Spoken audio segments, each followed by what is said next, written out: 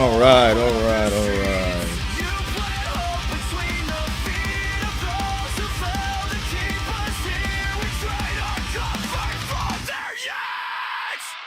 This is a watershed!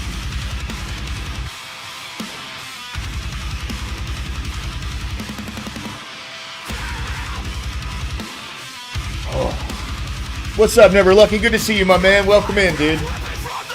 Sorry, I had to get everything set up so I could keep tabs on chat. Hope you're doing well today, brother. How's everything going?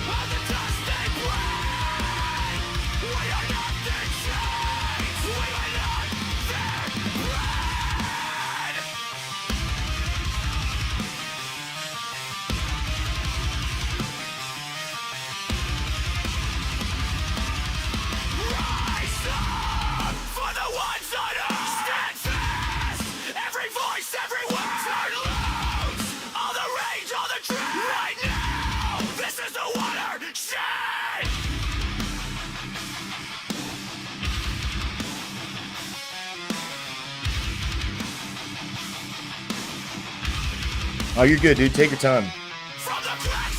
Yeah, dude. Suno makes some fucking badass AI music. I'm not even gonna lie. It's impressive. This is all fucking AI, dude.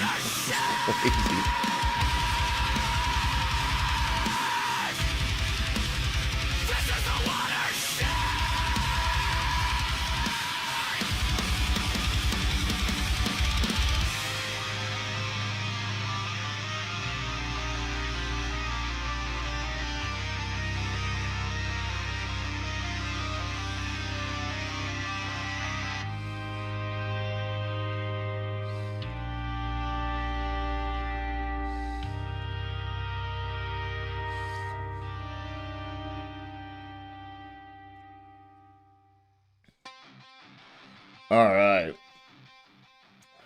So, let me one sec. See if I can keep that going without it being. Nah, I'm just gonna stop it.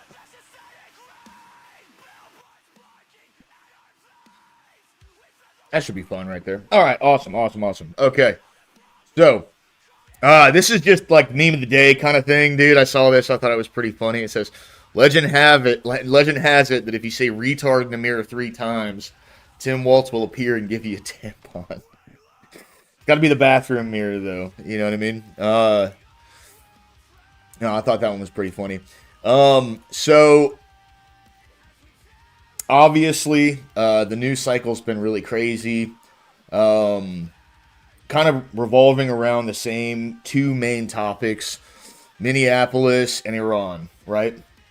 And, Minneapolis has all the different branches of everything going on over there. Like, the chick that hit that ICE agent with her car, and then she got fucking FAFO'd, to all of the fraud that's getting exposed over there right now. And that's why they want these massive protests. I mean, it's completely undeniable that this is why they are totally cool with these people going out and obstructing agents and everything, because I mean, they basically surged in, got a shitload of evidence, and now all the protesters are coming up. And we are going to see, we're going to see what the end result of this is going to be, And I've been saying it for a while now, that I genuinely believe that just a couple months before the midterms, we're going to start seeing people go into jail in like a big way. I really do think that. It seems like this is more of one of those things, right? They already have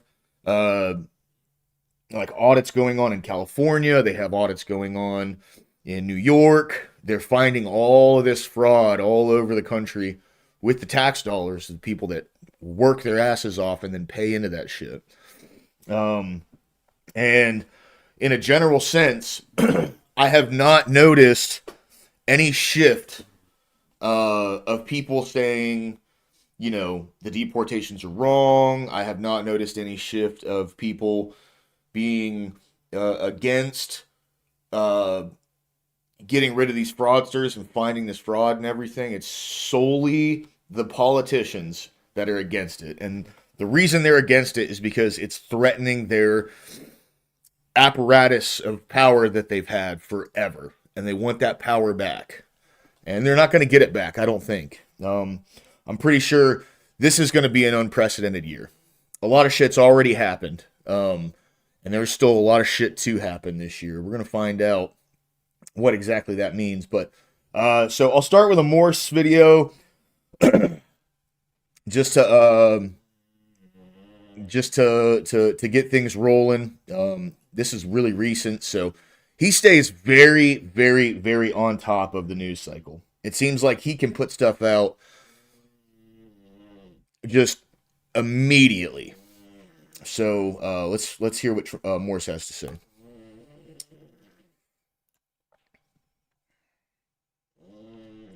Ladies and gentlemen, welcome to the show. Earlier today, we just got some absolutely astounding news coming out of the House Oversight Committee that I think all of you are going to appreciate. We also have a massive update pertaining to Minnesota State's lawsuit against the federal government. And let's just say the Democrats are not exactly happy right now.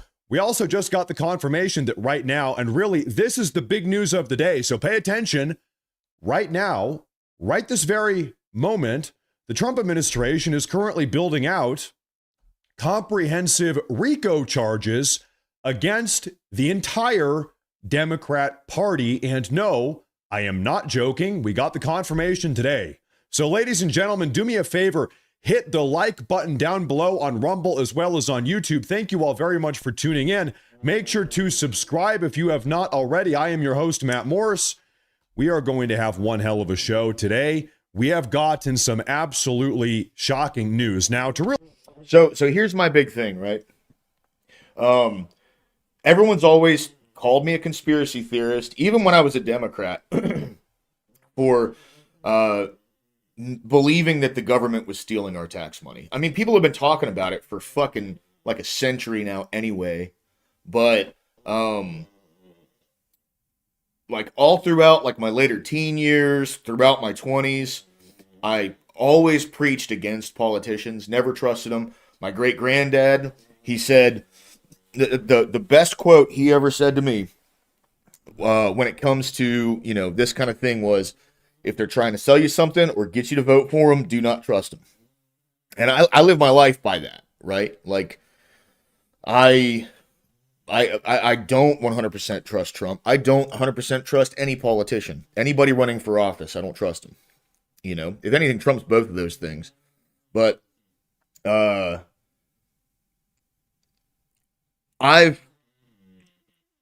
it's been crazy to me that we have 300 some, you know, 330, 360, whatever the number is. I don't know the exact number, but that many people living in this country. And over half of that are contributing tax money in. It's impossible to me. It seems impossible to me that if all of that money was going directly towards, like, actually what they say taxes are going to be going towards, life would be a lot better in this country. It'd be way better, you know. But like, for instance, these are the people committing this fraud are the same people that want to push for a universal healthcare system where everybody pays taxes in and everyone gets healthcare, right? And if that can be done, that's fine. But under the paradigm and the apparatus we have right now, as I went over in my lower class take on Big Pharma and the government. What's up, K2? Good to see you, man. With the paradigm that we're in, this set of rules that we're in right now, that will never work. And it will do nothing but allow pharmaceutical companies and medical tech companies, like all the doctors, whatever, to abuse that system. It's a blank check from the Treasury, right? Which is essentially what they're giving these people, and you know, these Somalis and And like, it's not just Somalis abusing the system, right? Like, there's lots of people that are abusing our tax system. But this is the one that's foremost in the news, so that's who I'm going to reference as of right now.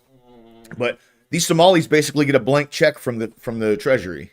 You know, there's these daycare places having millions of dollars go to them, so they don't like charge anybody anything. Or how does that even work? Like, it makes no sense to me.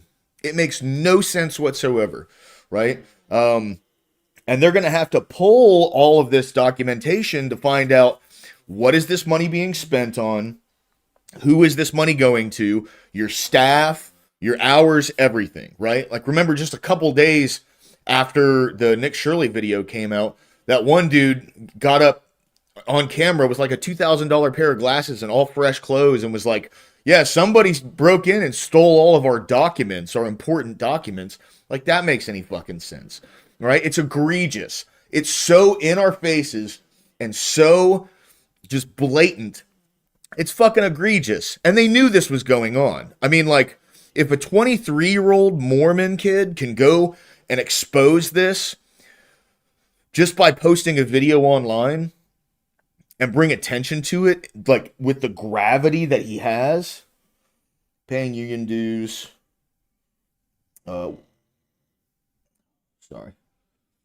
gives more benefits than the government. Oh yeah, absolutely, 100%. And like union dues are like $20, right? Like $20 a month or $40 a month or some shit like that. It's not even that expensive. But that's besides the point. So,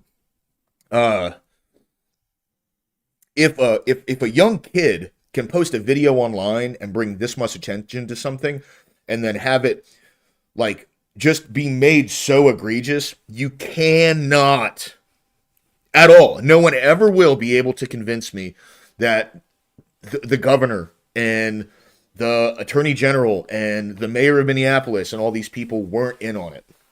You cannot and will never convince me of that. To kick things off, ladies and gentlemen, let's start with this story here. The House Oversight Committee, which is operated by the Republicans right now, thank God. He was right about some things. Don't get me wrong. Called Hillary and Bill Clinton, the Clintons, everybody's favorite political couple. They subpoenaed them to come in and speak in front of Congress. Hey, we want to know what you know about the Jeffrey Epstein situation. As we all know, a lot of the files got released by the DOJ. Maybe all of the files got released by the DOJ around 2 weeks ago. Bill Clinton made quite a few. They didn't. Very curious appearances in those files. So the House Oversight Committee said, hey, Bill Clinton, going to come on in. Hillary Clinton as well. It's an official congressional subpoena. This is not optional. You need to come in. And that was set to happen today. Well, the Clintons decided that they didn't feel like speaking in front of Congress. And so now the House Oversight Committee, who is being led by Republican James Comer, they are now moving to hold former President Bill Clinton and his wife, Hillary Clinton, in contempt of Congress, which is a federal crime. Remember, this is what Steve Bannon went to prison for. And he went to prison for like 2 years for contempt of Congress. So this is not them doing anything like unsubstantiated. This is the precedent that has been set. This is the rule book we're playing with now. Nothing new is happening here. Over the last 4 years, we have had the precedent in this country, which was you don't charge former presidents, you don't go after your political enemies when either they're like in a campaign year or anything like that. None of that shit was a thing before the last 4 years. So this rule book that we're operating off of now, we're just playing by theirs because they wrote the shit. Like, you will go to jail is what that means, after they refused to testify in front of Congress earlier today. Now, to kick off today's show, take a listen to what James Comer had to say about all of this. unanimously by the committee in a bipartisan manner, we will move next week in the House Oversight Committee markup to hold former President Clinton in contempt of Congress. Yeah, good job. With that, be happy to answer any questions real quick. Mr. Chairman, Anybody on the committee? Will you roll out bringing Trump in for an interview Well, in this investigation? President Trump has answered thousands of questions about Jeffrey Epstein. In fact, I would say today, you all ask him questions every day. He answers questions every day Yes or no? about Epstein. Will you rule out? Well, you can't bring in a current president of the United States, and you all know that. No, they can't. And by the way, real quick, he's correct. So K2, I'm not in favor of reasoning with these people anymore. I'm not. Honestly, watching that chick earlier today get yeeted out of her car and arrested because she was blocking traffic. I mean, she says, "Oh, I was trying to get to the doctor's office. That's why I'm stopped here. I couldn't get by." Your car is perpendicular to the fucking road, and there's officers pulling you out of your car. Why is it that all of these videos contain a vehicle that is perpendicular to the fucking road? They are a 90-degree fucking angle in the middle of a street. Why is that? Why is that every single video we see of this happening, there is a car parked like that?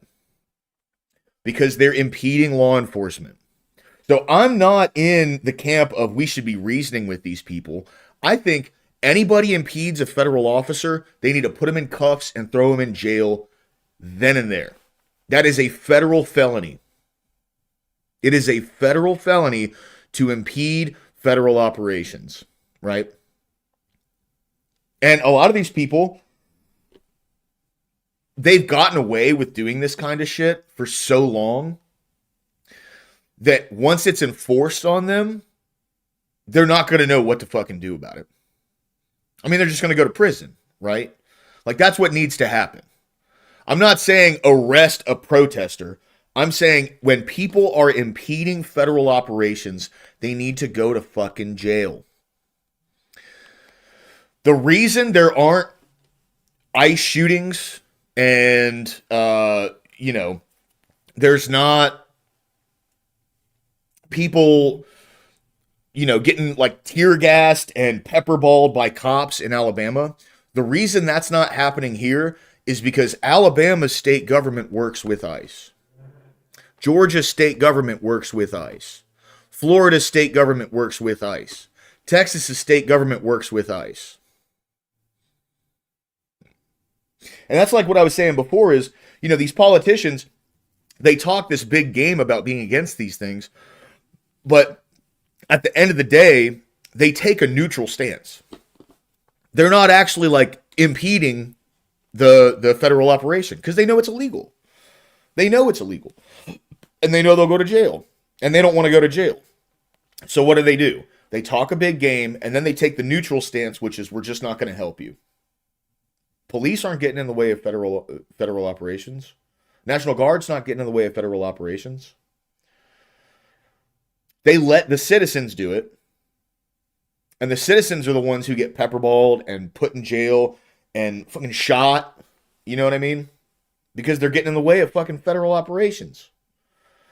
And then these politicians, what they do then is they stand on the graves of these people who are either killed or put in jail or pepperballed, tear gassed, whatever.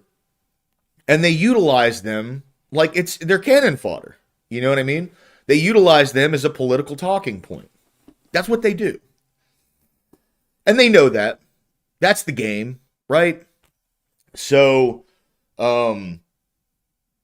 that's the really despicable thing about it to me is if they just worked with ICE instead of taking the neutral stance, none of these protests would know where to go. They wouldn't be so organized and be able to talk and hey, let's all show up here and then blow our whistles and honk our horns so everyone knows ICE is here so illegals can get away. If they were working with them, it'd be an in and out thing. Boom, boom, done. And then they'd leave. That's just what's going on. Scott Hotvet, what's going on, my brother? Good to see you, my man. Charles Darwin, good to see you, buddy. Thank you for being here. Thank you for being here. President Trump has answered all types of questions about Epstein. He talks about him multiple times a week at this point. How many questions has Bill Clinton answered about the Epstein fiasco? What about Hillary Clinton? How many questions has Hillary Clinton? Collectively, add them up. How many questions have the Clintons answered about the Epstein situation? I'll give you a hint. And how many of their friends have committed self-unaliving at this point over the past 40-some years? It's a circular number. That number is zero, a zero. Bring them in. They tried. They subpoenaed them. So, but President Trump has answered thousands of questions about Epstein. I bet today, at some point, some of you all will ask President Trump questions about Epstein. He answers those questions.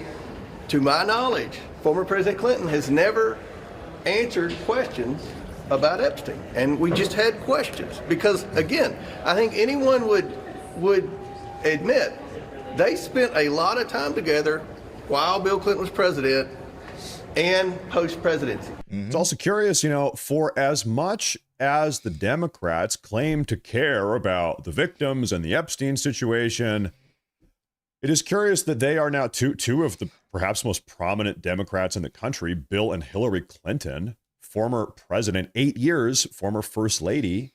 She was a key figure in the Obama administration as well. They're just totally silent. They don't want to talk about it. They are dodging congressional subpoenas from the House Oversight Committee. That's a little bit weird. Now, folks, and I'm sure you guys know Big Soda. He's in chat all the time. He comes up on the show. He's been a very big part of the channel since I started this. He makes a really good point. It should be less about this Epstein client list, which is very important. Don't get me wrong. But the biggest thing is the money, the financials behind all this whole thing, right? Like when you look at, the money that he got from Les Wexner and basically utilized his estate as, a cash cow and all these different, what's up, Emmett? Good to see you, man. Welcome in, bro. Welcome in. All the different aspects that this guy had financially that backed him and his really seedy ties with the military industrial complex. KT, Big Soda. But his really seedy ties with the military industrial complex and then, getting to meet Robert Maxwell and Ghislaine Maxwell and Robert Maxwell's really tied in with Mossad and just all these different really crazy connections that this guy had. No one's talking about any of that, right? It's all about who's in the client list, which is important. And I'd like to know as well.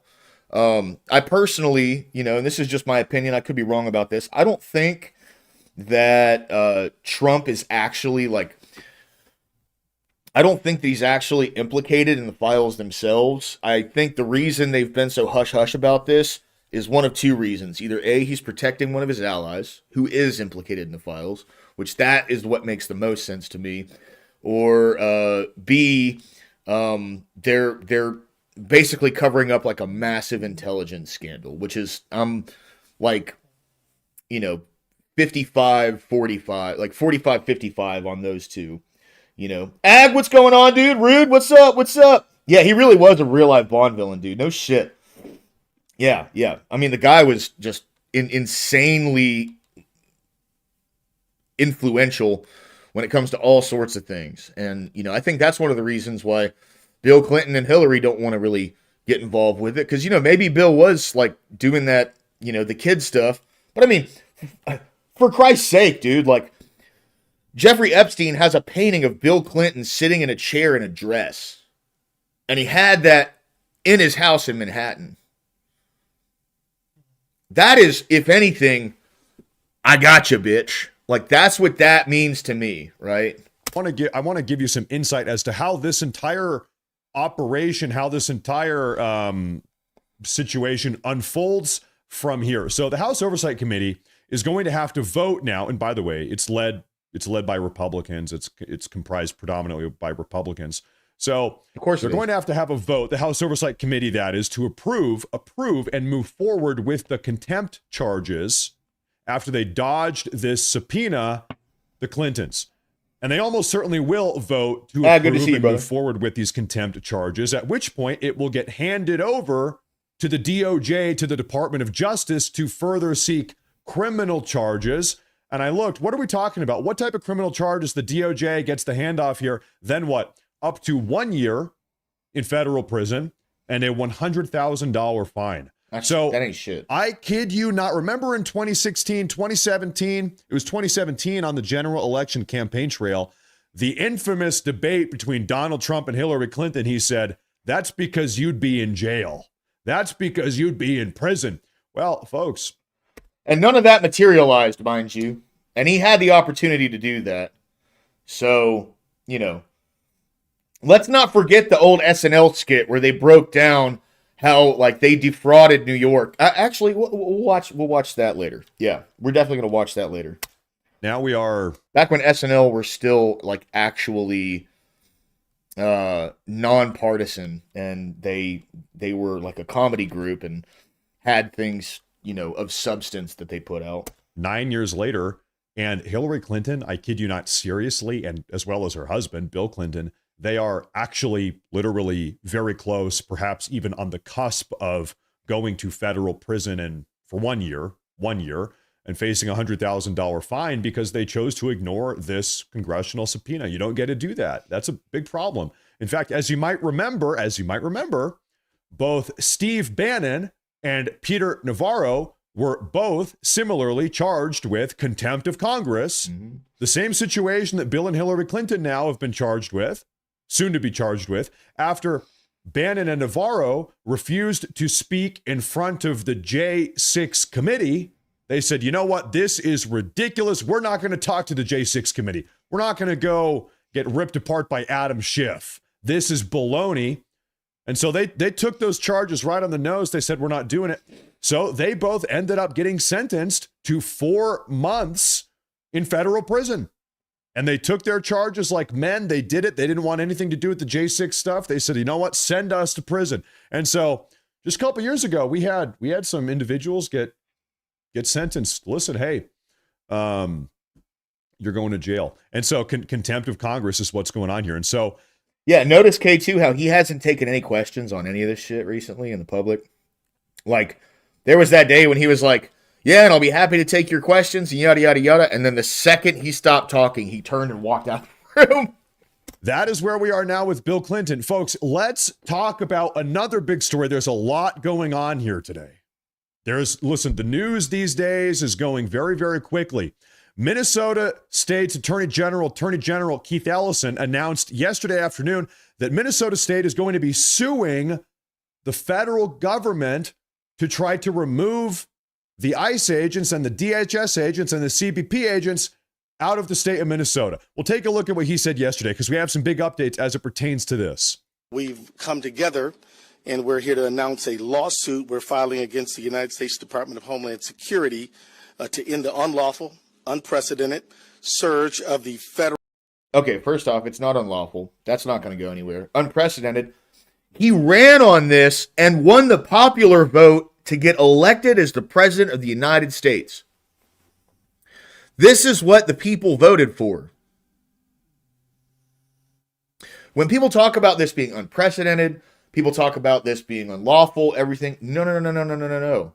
This is all lawful. This is all legal. That's why there aren't like state troopers arresting federal agents and there's no like actual physical pushback. What up, Nate Way? It's good to see you, man. But that's why this is all happening. And all they can do is talk and cry about it and then let these, the citizens that live around them, let them go do the dirty work. Let them get fucking pepperballed and maced and tear gassed and arrested and shot. Like, let them go do that. They can sit back and then stand on their graves after it happens and talk about how evil of a thing it is. Law enforcement agents into Minnesota. Because this has to stop. This has to stop. And it's not going to. It's not going to stop. The more they push, back, the harder the surge is going to be. Every time they try to push back, they just send another fucking 1,000 ICE agents there. You know what I mean? It's not going to stop. I hate to break it to them. But they're yoinking these motherfuckers. They're getting yeeted, bro. Like, that's it. To be very clear here, I want to really highlight how absurd and insane this entire dynamic is. Attorney General of Minnesota State is Keith Ellison here. He is petitioning the federal courts. He's petitioning the federal courts to prevent the federal government from sending federal law enforcement officers into his state to enforce federal law. And when you say it like that, because that is exactly what's going on here, it's like, this is absurd. This is ridiculous. Yeah. This isn't going to go anywhere. It's not. Everything Trump is doing is legal. Okay? Is it crass? Does it seem like kind of cruel? Yes. Yes. It's crass and it does seem pretty cruel. But at the end of the day, these people should not have opened up our border and just let all of these folks in with an offer for federal benefits. Because that's what happened. See, it's so funny. When people were saying that's what was going on, all of the mainstream media, all of the politicians, all they kept saying was, that's not happening, that's not happening, that's not... I mean, fuck the border.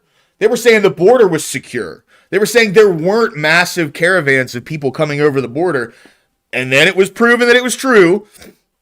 So it was, well, it's not that big of a deal. And then it was, well, we need these immigrants to do the lower wage jobs, right? So it's a good thing now that it's happening.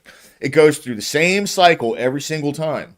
You know, it went the same way with the shooting in Minneapolis, right? Oh, he didn't hit her with her car. It was completely unjustified. Well, he did hit her with his car, or she did hit him with her car, but it wasn't that much. And then that's now turned into, he shouldn't have been standing in front of the car in the first place. You see how, like, the narrative changes as it goes on. It's not happening. It's not happening that much. It's happening, but it's a good thing, right? And this is going to be the exact same thing with this fraud, man. With this fraud, it's not happening at all. It's not that big of a deal. Well, it is happening, but here's how it's a good thing, right? It always goes the same. It always transforms the same way every single time. Now, Tom Homan. Oh, no, I'm sorry. First, I want to take a look at a clip from CNN, because CNN, hear me out, don't get too mad yet. CNN's chief legal analyst this morning pretty much came out and said that this lawsuit is dead on arrival. That this, even CNN's chief legal analyst agreed here, this lawsuit is absurd. Yeah, I've read is. both the Minnesota and Illinois lawsuits. They're really political diatribes masquerading as lawsuits. If you look at what both states are asking the courts to do, which is what they always do. It's all for a political grandstanding, right? It's the same thing when, you know, the Democrats, they'll put a bill up called the Inflation Reduction Act, right? That did nothing to reduce inflation. Immediately after it was passed, inflation went up. It's like the things they get passed in these. Remember, like, you know, I think it was like 6-7 years ago, Nancy Pelosi would go up to Congress with, you know, like a 220,000 page bill they were going to pass. And she'd give them a week to read through all of it. And they were voting after that week.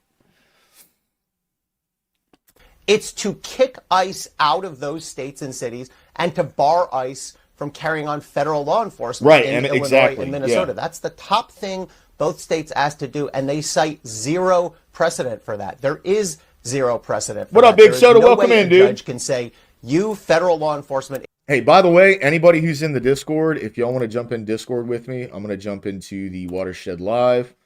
Please jump on in. Would love to talk with y'all.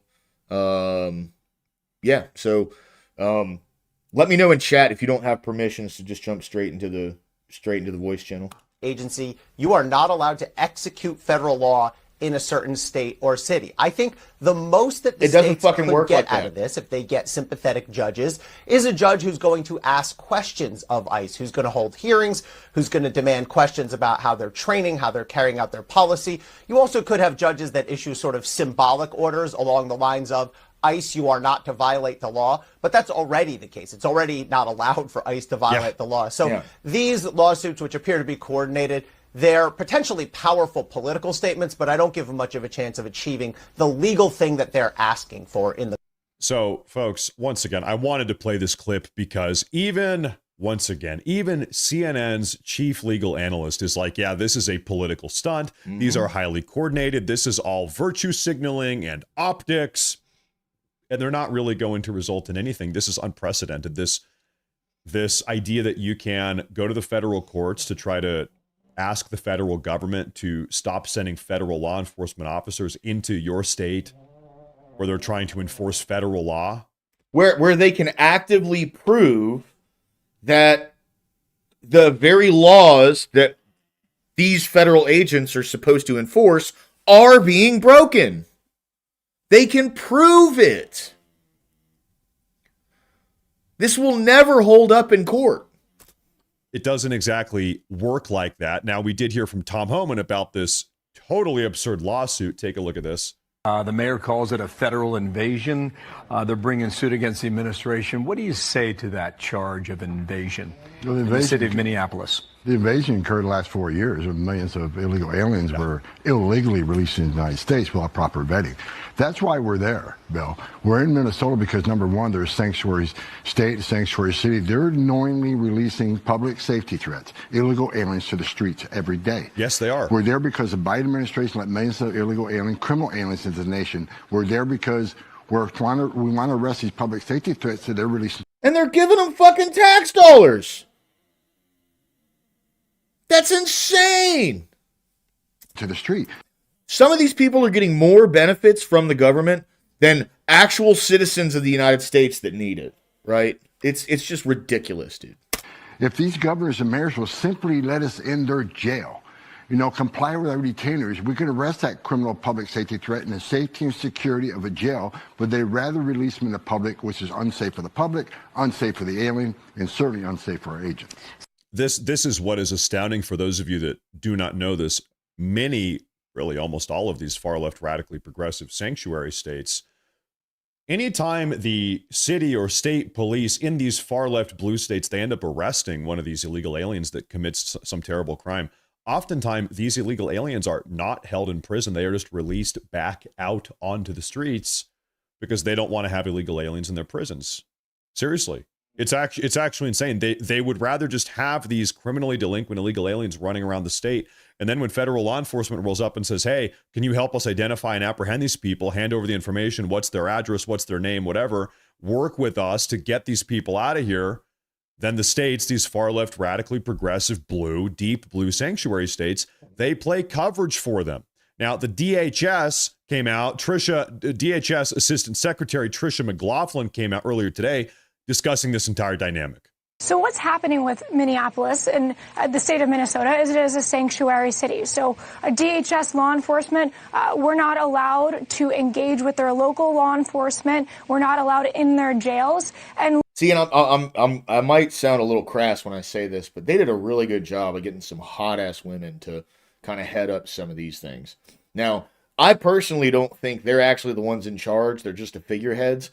But when you have this lady come out and talk about something that's going on with the government and everything, and then you have Pramila Jayapal come out, I would much rather side with this one. I'm just saying, man.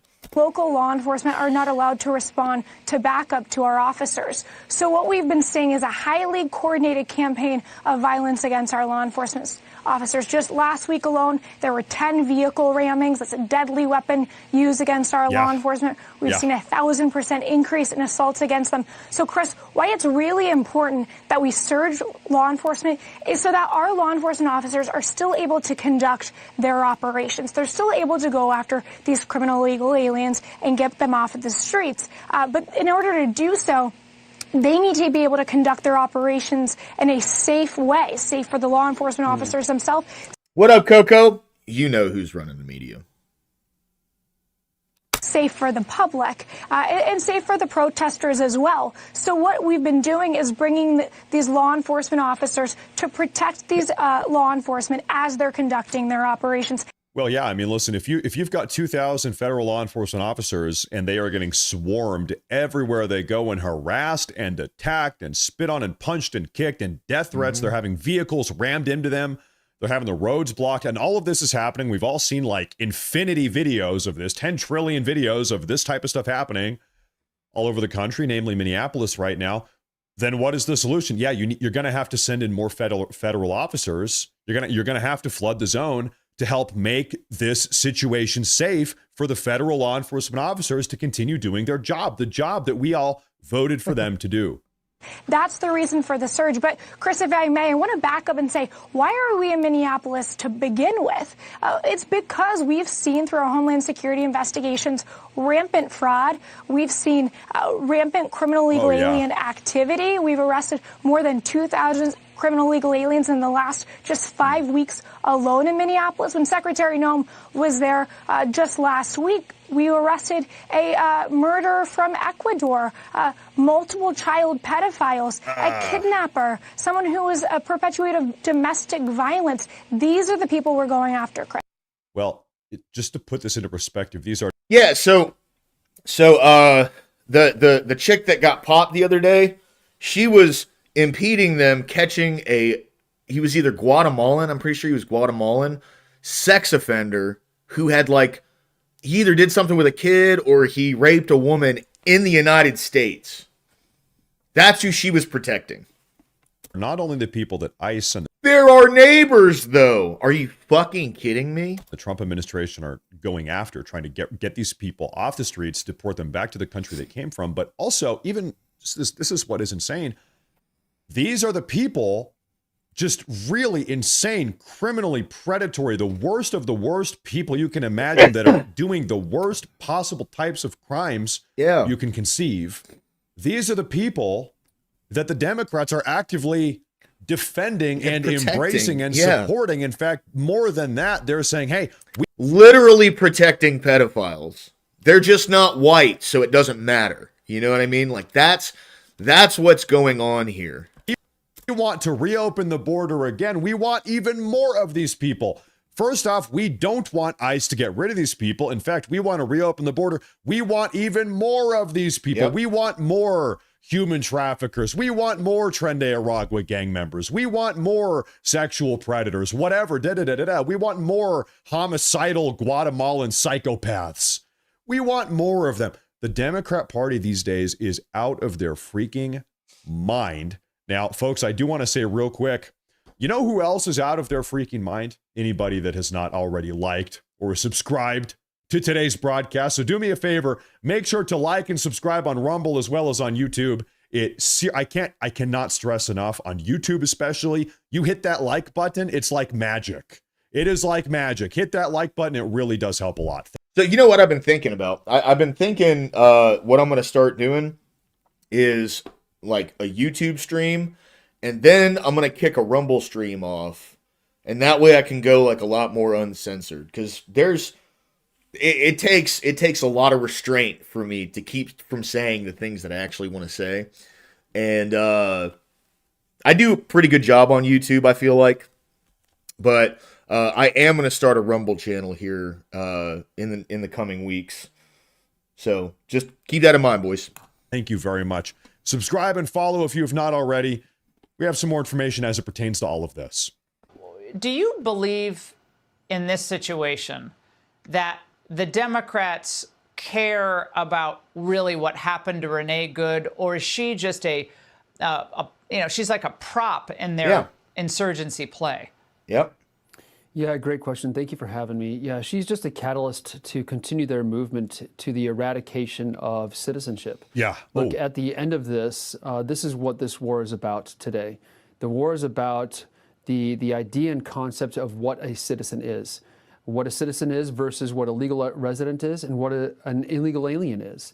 And so they want to muddy those waters. That's why they're saying that this is an attack on us. They have completely destroyed that line and separation. This is an attack. Their rhetoric is an attack, a complete attack on all of us as citizens together, as well as the sovereignty. You guys got to understand something. In the next couple weeks, people are going to completely forget about this bitch. No one's even going to remember her name. Maybe they will, but no one's going to talk about it anymore. Of our states and nation. Well, ladies and gentlemen, here, let's just put this into perspective. Okay. We have heard in the last 2 years, we have heard from K2, that's Jeffries, wild, bro. We have heard from Kamala Harris. We have heard from Chuck Schumer. So some of the, like, literally the most highly ranking, senior ranking Democrats in the country. Kamala Harris at the time was vice president. Chuck Schumer, Senate Minority Leader. Hakeem Jeffries, Minority Speaker of the House, Minority House Leader. Okay. All of them have come out publicly on video, pull up the clips. They have said, when we get back in power, when we regain, not if, when we regain control of the country, we, the Democrats, we are going to grant mass amnesty, mass citizenship for every single illegal alien in the country. Yep. So we know what their end goal is. Of course, if they ever retake the House, the Senate, and the White House, they're going to go nuclear. They're going to make Puerto Rico and Washington, D.C. states. They're going to have 4 new Democrat senators in the Senate by nature of doing so. We'll have 52 states. The Democrats will have 4 more senators. We will have another 35, 40, 50 million U.S. citizens, all of whom were formerly illegal aliens. The Democrats will grant them citizenship. They are going to pack the U.S. Supreme Court. We're going to have 13 Supreme Court judges, or 15 or 17. I even heard one of them say we're going to have 21 Supreme Court justices. They're going to pack in, another, 13 or 14 far left, radically progressive Supreme Court justices. At which point the country will be absolutely cooked. And so back to the point, do the Democrats really care about Renee Good? No. Are they really worried about Renee Good? No, of course not. Renee Good is a pawn. As far as the Democrats are concerned, they're not actually shedding any serious tears over the death of this woman. She is a pawn. She is a means with which to further push and progress their far left, radically progressive agenda. That is what they're doing. They're tap dancing on her grave. In fact, I'm sure a lot of these Democrats, they came out and said, "What's that? An ICE officer shot Renee Good, a far left protester?" Fantastic. Thank God, because now we've got something to talk about. Because what was this entire country, the entire nation? What were we all? Now we can clutch our pearls and grandstand. That's all it's about. That's all it's about. That's why every single thing Trump does, they have to make it some form of like grandstanding. They have to make it somehow like this is bad, and if you don't believe it's bad, then you're not informed. You're stupid. Yada yada yada. Right? Like that's what this is all about. Talking about before this ICE shooting. By the way, the ICE officer shot in self-defense. We all know that. We're all on the same page here. We've all seen the footage. Everybody was talking about the fraud in Minnesota State. That was the number one story in the country, was the fraud and the corruption in Minnesota State. So you know that when this woman got shot by this ICE officer in self-defense, the Democrats collectively, they were like, "Oh, thank the Lord. Yeah. Now we've got something else to talk about." It's really just totally insincere.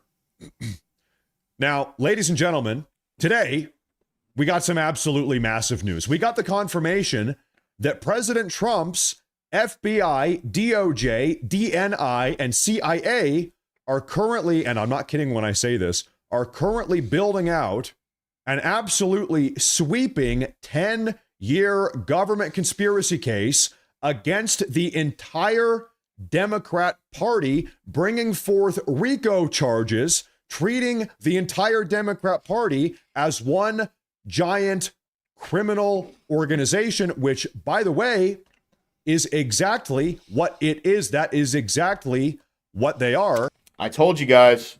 I told you. And this is going to be taking place probably 2-3 months before the midterms. I'd say at the very latest, it's going to be like September, right? And people are just going to start getting thrown in handcuffs left and right. That's what's going to happen. I told you guys. This is the only way to do this. It is the only way. The only way, now that the precedent has been set, that you can arrest your political opponents in this country, the only way to crush this and completely defeat this is to play by their fucking rule book. That's it. It's the only way to move forward from here. If we try to play this, we're going to take the high road effort, and that fails, they will throw every fucking person they can in prison. That's what they're going to do. The only way to crush the Democrat Party and to crush these psychopaths that are willing to throw political opposition in jail is to put them in jail. That's it. Now, to really kick this off here, what I want to do is take a listen to George Papadopoulos, who is President Trump's former campaign advisor. We've got 2 clips from him I want to take a listen to. I think you guys are going to like what we're about to talk about. The FBI, the DOJ, the DNI, and the CIA are all looking at a 10-year-long government conspiracy case in which they're likely going to look at RICO charges, look at the Democrat Party and the left as some sort of criminal organization writ large, and people like Brennan, Obama, Comey, and the upper echelons of the Democrat Party are all now in the crosshairs of this grand jury that will be impaneled just today. And there was a grand jury impaneled down in Florida. Allegedly, we don't know exactly the nature of what the grand jury is going to be investigating or looking into or presiding over. But right now, according to Papadopoulos and various other White House insiders, this is exactly what is going on here. Now, and again, like going down the line of everything that's been going on. Over the past year, Doge came out. They did mass audits of government institutions, finding out where money was going. As the riots kicked up over in LA earlier this year, they were sending fucking financial experts over there to find out where the money was coming from for these riots. They've been building this. This is not something new. They've been building this for at the very least a year now. That's why, like, we haven't heard a lot about Doge and what Doge has going on. There's a reason why. That's been completely pushed out of the news cycle. They don't truly end until like July of this year. Before some people say, no, there's no way this is happening, I want to say something here. We found out yesterday afternoon, in fact, that the DOJ had been investigating Chairman of the Federal Reserve. There was a federal DOJ investigation into Jerome Powell for 2 months, starting in the middle of November of 2025, starting around 2 months ago. And keep in mind, none of us, we had no idea that this investigation was underway. Right. This investigation into Jerome Powell, federal DOJ investigation, had been going on totally under wraps. No leakers, no whistleblowers, nothing. We had no clue for 2 whole months. Because for the past 4 years, every time the government would come out and say, we are doing an investigation into Donald Trump, it was specifically to try to smear his name. It was to add the weight against his campaign, which they knew was going to happen, but it was to add weight against his campaign of, well, now we have a candidate who's being federally investigated, right? That's it. They're not announcing these investigations because they're actually going to fucking throw somebody in jail. I genuinely believe that. And then we only ever found out about it yesterday morning because Jerome Powell himself came out and made a video talking about it. And so I'm going to ask you a question. Is it possible that there actually is a massive DOJ investigation, this 10-year sweeping RICO case they're building out that's been going on behind the scenes that none of us have known about, that it actually has been kept under wraps? Well, we know they successfully did something similar for the last 2 months with Jerome Powell. Now, George Papadopoulos goes on to say, what the DOJ's done here is by looking at the Democrat Party as a whole, as a criminal organization, in parallel to how the mafia was viewed during the time of Mayor Giuliani in New York. It allowed them to extend the time clock by looking at the Democrat Party as some sort of criminal entity that has been basically waging lawfare and engaging in criminal activities for at least 10 years, going back to 2015 up through Joe Biden. So this is not simply about Donald Trump's first term and things that happened to myself and others. This goes into the 2020 election, impeachment 1.0, 2.0, all of the shenanigans during the lawfare effort against candidate Trump this past election and how he valiantly fought back against all of that. This is why this is the most important and significant investigation in modern American history, and it's being conducted with the right people at the right time. And it's being conducted right now. We're hearing from Trump's former campaign advisor. And so get this, right? So there was a guy in Minneapolis. I forget. It was the guy that did the video with Nick Shirley. He's been blowing the whistle on this shit for like 9 years. So we've known about, like, they all have known about the fraud. They've all known about what's been going on. Like, I think there's a specific reason that when Trump established Doge, he said to find waste, abuse, and fraud. That's a big fucking claim, right? That is a massive claim. So to think that since the very beginning, they've been talking about this kind of thing, there's a good chance. Now, this is complete speculation. There's a good chance they already had the proof of what was going on. They needed to make it public so people would come out and riot, and then they can find out who's paying these fucking rioters. Then they can break down these, like, NGO organizations that are shelling money towards these, like, essentially, like, anti-government groups, anarchist groups, like Antifa and all these. Look at Minnesota, for instance. They've known about the fraud forever, right? Nick Shirley works directly with the Trump administration. They probably hooked Nick Shirley up with this guy and was like, hey, go out there and check that out. Put it on video. Get it out there, right? They probably have all of the evidence they need. Because, I mean, think about it, dude. We're talking military-grade artificial intelligence with Palantir, and then Doge. Elon Musk gets in charge of Doge, and he's got Grok AI. You think they can't cycle through literally possibly millions, tens of millions, hundreds of millions of government documents that have been notified and, like, put out there, all the numbers, everything, in a matter of, like, a few days. So I have no doubt in my mind that a lot of making these things incredibly public has just been so they can target the people who are focusing on, or they can target the people who are, like, paying for these protests. But that's complete speculation. Just saying. Advisor George Papadopoulos. Now, when we are talking about, okay, RICO charges, what exactly could or would the Democrats be charged with? What might they be found guilty of? Well, just a little bit of a bullet point recap here. As we all know, the Democrats, they deliberately, intentionally opened up the southern border and facilitated the invasion of our country. Yeah.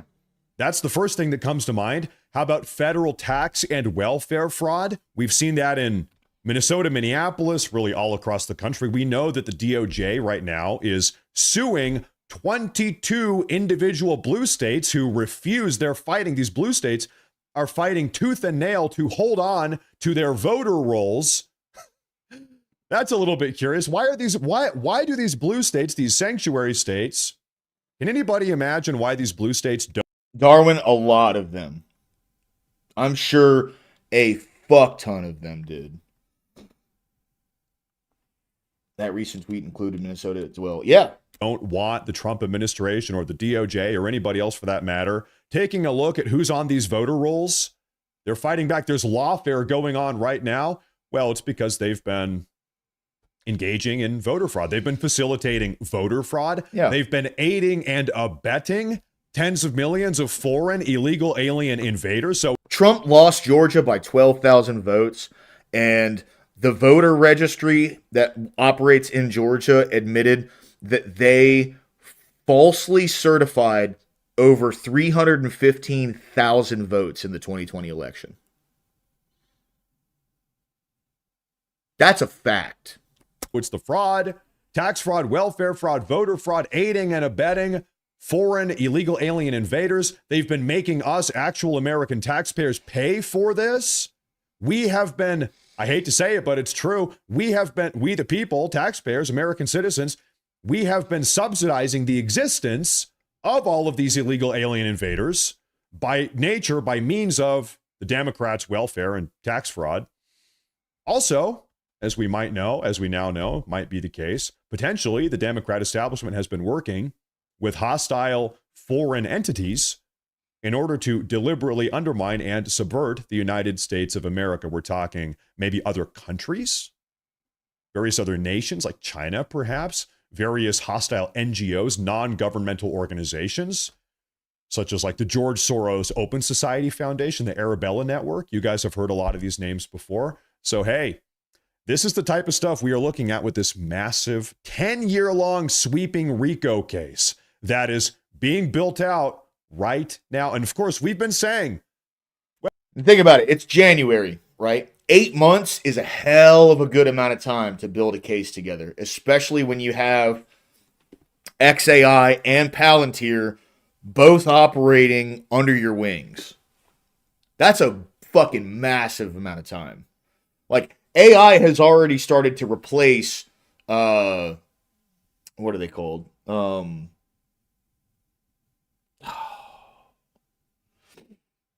The people that like look up stuff for attorneys, case laws, and things like that.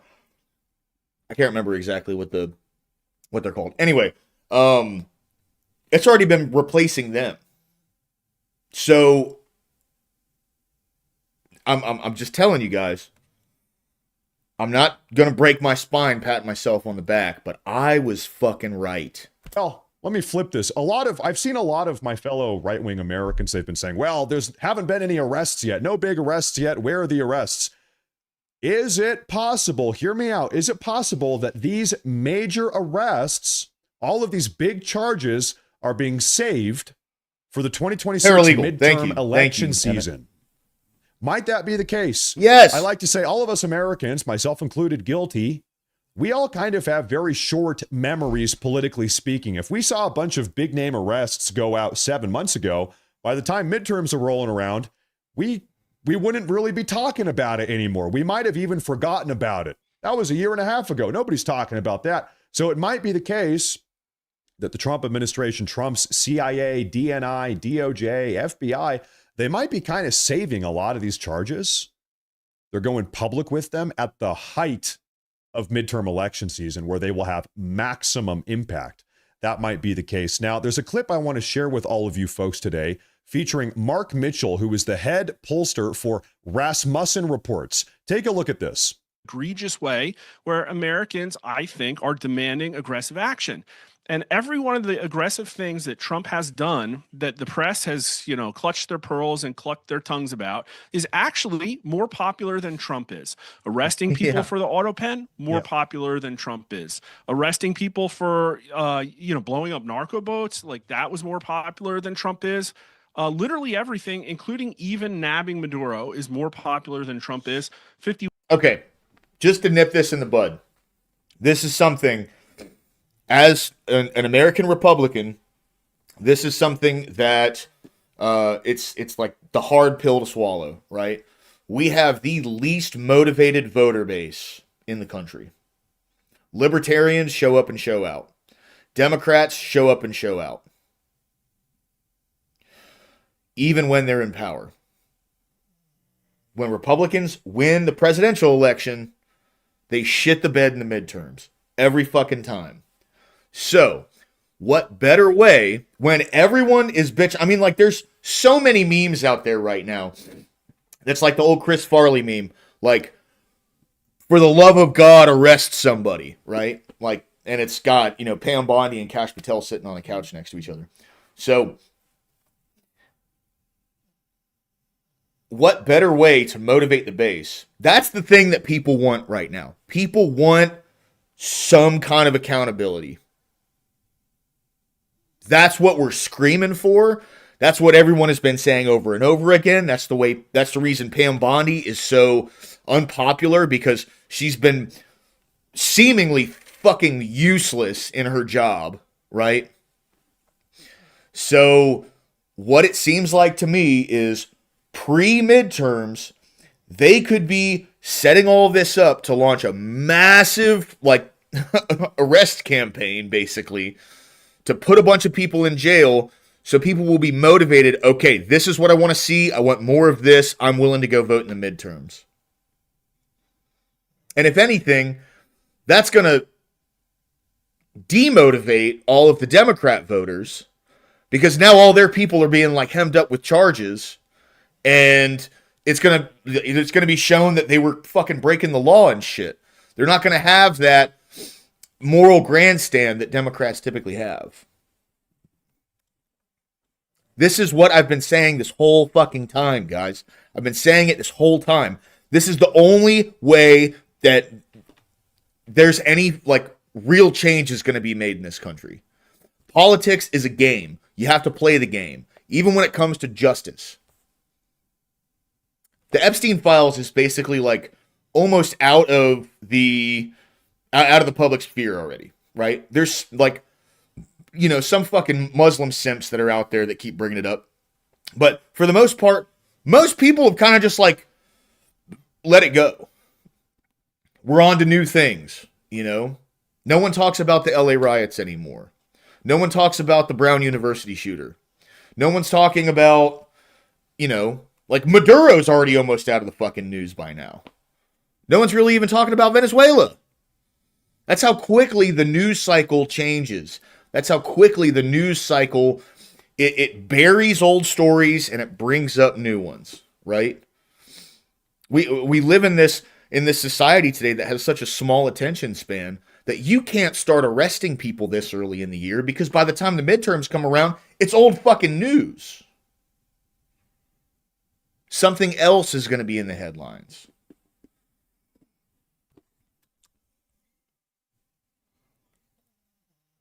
I would challenge that assertion, because how much of it is illegal voting, ballot harvesting, and voting anomalies, along with putting Democrat or establishment people into voting locations, is creating this illusion of Democrats being more aggressive when voting. I mean, that's fair. That's fair. I can see that, but it seems like they are look at the 2022 midterms, right? So in the 2022 midterms, there wasn't everyone was talking about a big red wave, and Republicans are going to take back the Senate and the House, and we got the slimmest fucking majority in the House and didn't take back the Senate. It was split evenly, 50-50. Some devout communist, Raphael Warnock or whatever the fuck his name is, he's the senator in Georgia. That's fucking crazy.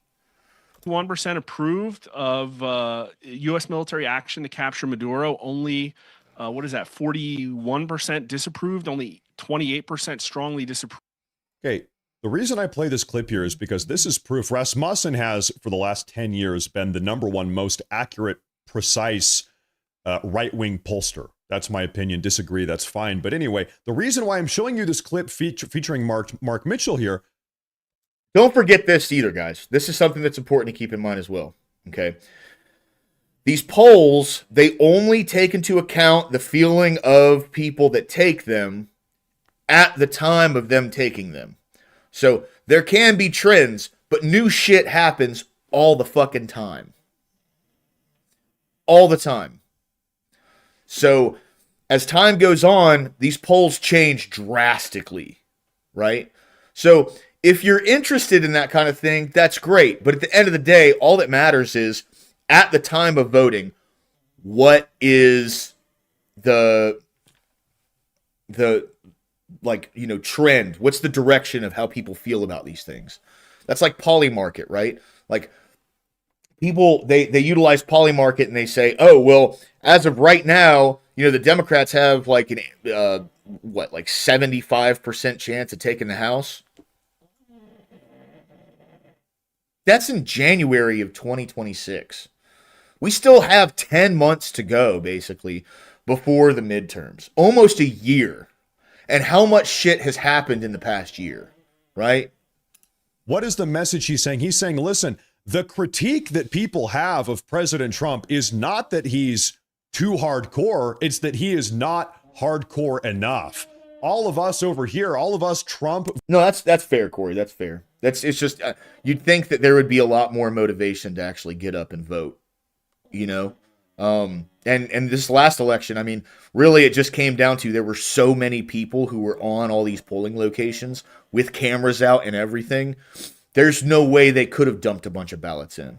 There's no way they could have snuck a bunch of fucking, you know, like filing cabinets worth of ballots to be counted in these elections. There's no way they could have. It would have been caught immediately. Voters, right-wing Americans, none of us are saying, whoa, Trump, slow down, please. Man, you're going too fast. Trump, whoa, you're too crazy, Trump. No, we're like, Trump, we want you to be crazier. Trump, go harder. We want you to be even more hardcore. We want big name arrests. Listen, all of this, like he says, all of this crazy stuff the left-wing media always loses their minds over. We love it. We want to see more of it. We want more deportations. We want more arrests. And so we have the poll proof. I've got another clip here I want to take a look at. I think you folks are going to like this one. It relates to potential criminal charges being brought towards Keith Ellison, Tim Walz, and even Ilhan Omar. I actually spent Dude, they're so fucking cooked. They're so cooked. I mean, I saw this video from a couple days ago of she was at one of the protests out there and she just looked like she had seen a ghost. I mean, her face was flush. She looked worried. They're cooked and they know it. Week in Minneapolis, and there's two parallel stories. I mean, there is a panic within the Somali community. They've been found out for these massive fraud schemes, daycares, transportation, fake autism services, the whole 9 yards. The Somali community in Minnesota is panicking. Yeah, 100%. You know what? Good. Yeah, they're about to start kicking them the fuck out. The political question is very important. Absolutely. My sources in Minneapolis state government say that there are open inquiries into the potential involvement at the highest level of Minnesota politics. And so I think people will be taking a hard look not only at Governor Tim Walz, but also Congresswoman Ilhan Omar and State Attorney General Keith. But see, so I like how they word this in the media. It says empty business is being investigated. But a week ago, they were busting into these places and taking all their documents. So this has already been happening. This is nothing new. Right? Just keep that in mind. Keith Ellison. We know that they have connections with convicted fraudsters. The question is, were they merely complicit in these schemes or were they part of a broader conspiracy? We don't have strong evidence now, but I think people are starting to take a look. Well, here is what I will say. I'm just one guy. This is my opinion. Let me know in the comments down below what you think about this. Not only were all of these Minnesota state Democrats complicit, really the Democrats across the entire country, not only were they complicit, they were in fact direct beneficiaries. They benefited from this entire dynamic. Yeah, dude, they're cooked. What we do they're know so is that cooked. Ellison promised these guys he'd make the investigation go away. Yeah. And then he got money as a donation. Yeah. We know that whistleblowers alerted the Walz administration and he didn't take any action. And we know a couple of these people like Omar got money from these convicted fraudsters. See, this right here, that happened like a week ago. That's not a new clip. All of them did. As political donations. They all did. Are you saying that there could have been a conspiracy to move the welfare fraud money into their war chests? It's certainly possible, and I think the person, and really I'm grateful for it, Scott Bessent, the Treasury Secretary, has all the tools at his disposal to actually investigate the money trail, to figure out how the money flowed between these fake nonprofits and Somali fraudsters and Minnesota politicians. Really? And I'll tell you, the atmosphere in Minneapolis was electric. I mean, people had the sense of anticipation. Something big is coming. And look, I hope they get to the bottom of it, because we're talking about, some estimates upward of $9 billion stolen. These politicians seem to, at a minimum, have turned a blind eye to the fraud, or even directed people below them to take steps so that it wasn't uncovered. This scandal is not over, and I think it could end with significant action. And again, I think Secretary Bessent is the right man for the job. Well, folks, we actually have he's the Secretary of Treasury. Bombshell update from Treasury Secretary Scott Bessent that we're going to take a look at right here in just a moment. But first, and this is going to blow your socks off, so stand by here for just a moment. I do want to say, folks, this is the coolest homo in our government right now. Just saying. Like, this guy is just so calm, cool, and collected, and he just sits back and he's like, "Yeah, we're gonna take him out." I'm really starting to like this guy, man. If we're new to the show, please make sure to like and subscribe. Once again, you can't even imagine how much it helps. Thank you very much. Can you guys feel the temperatures rising a little bit? Mm-hmm. Can you feel it? Things are heating up. Things are definitely, as they say, everybody talks about the frog in the pot, and you're turning up the heat, and that frog is slowly boiling. Oh, she absolutely is, Scott. Yeah, that's what I'm saying. She's fucking cooked, man. She's cooked. And before you know it, you've got a dead frog. You've got a hard-boiled frog. I think in this case, I think the Democrat establishment. Who is the frog in this analogy? The Democrat establishment. That is our frog, and the heat is most certainly getting cranked up. Now, Treasury Secretary Scott Bessent, take a listen to this. If you've not heard this yet, this is about to blow your mind. Part of following the money, there are evidently some disturbing tapes of A.G. Ellison in meetings with people who donated to him, them calling for political favors to stop the investigations. So we'll see. But again, Treasury Secretary Scott Bessent, if you did not catch that, he just said there are allegedly curious tapes of Minnesota State Attorney General Keith Ellison effectively taking bribes, kickbacks, whatever you want to call it, being involved in this fraud in the state of Minnesota. And remember how Ilhan Omar went to like the Somali people around there, and she was like, anybody who is working with the Trump administration, we need to make them pay a dear price. I could be paraphrasing there, but that's essentially what she said, right? So they know that they are people that are working with the Trump administration in the Somali community. There's people in the Somali community that have been working with them. We understand how CIA and all them operate. They probably had people on the inside for months. Audio like this doesn't just get leaked out of nowhere. There was more than likely somewhere someone who they had on the inside who was recording this the entire time, specifically so they could release it. Specifically so they could use it against them. These people are fucking cooked. You have to understand how our intelligence community works, right? Like CIA works with FBI. They share information and everything. They also have undercover, like FBI has undercover agents, DEA, undercover agents, ATF, undercover agents. They have these people infiltrate these groups for these kinds of things. And they're not making a big claim about it in the public, because why the fuck would you? Why would you let your enemies know we're investigating you right now? Because all that's going to do is they're just going to tighten everything up. Stop committing fraud. Stop doing all these things. Stop this fucking reckless fraud that they've been committing for a while. And as time goes on, the investigation slows, right? Why would you do that? You don't.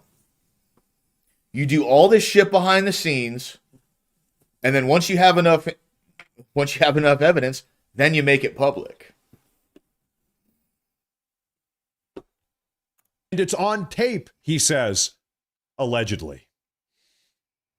Big things are coming, folks. I don't want to get out ahead of the investigations. It's going to be very methodical. And Chris, I can guarantee you, when the bear trap snaps, we're going to get these folks. And Once I got a phone call, we're going to follow the money, whether it's over the two counties here, in Minneapolis, St. Paul's, or whether it's to East Africa. And there's tons of luxury properties, cars that have been bought over there. And that is the quote of the day. Did you catch that? He said, when the bear trap snaps, we are going to catch these people. Right now, they're slowly setting up the bear trap. And when it snaps, he says, these people are caught. That shit's already been set. We've got them on tape recordings. Allegedly.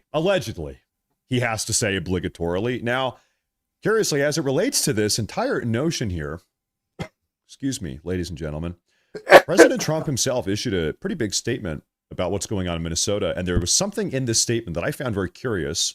I want to share this with you.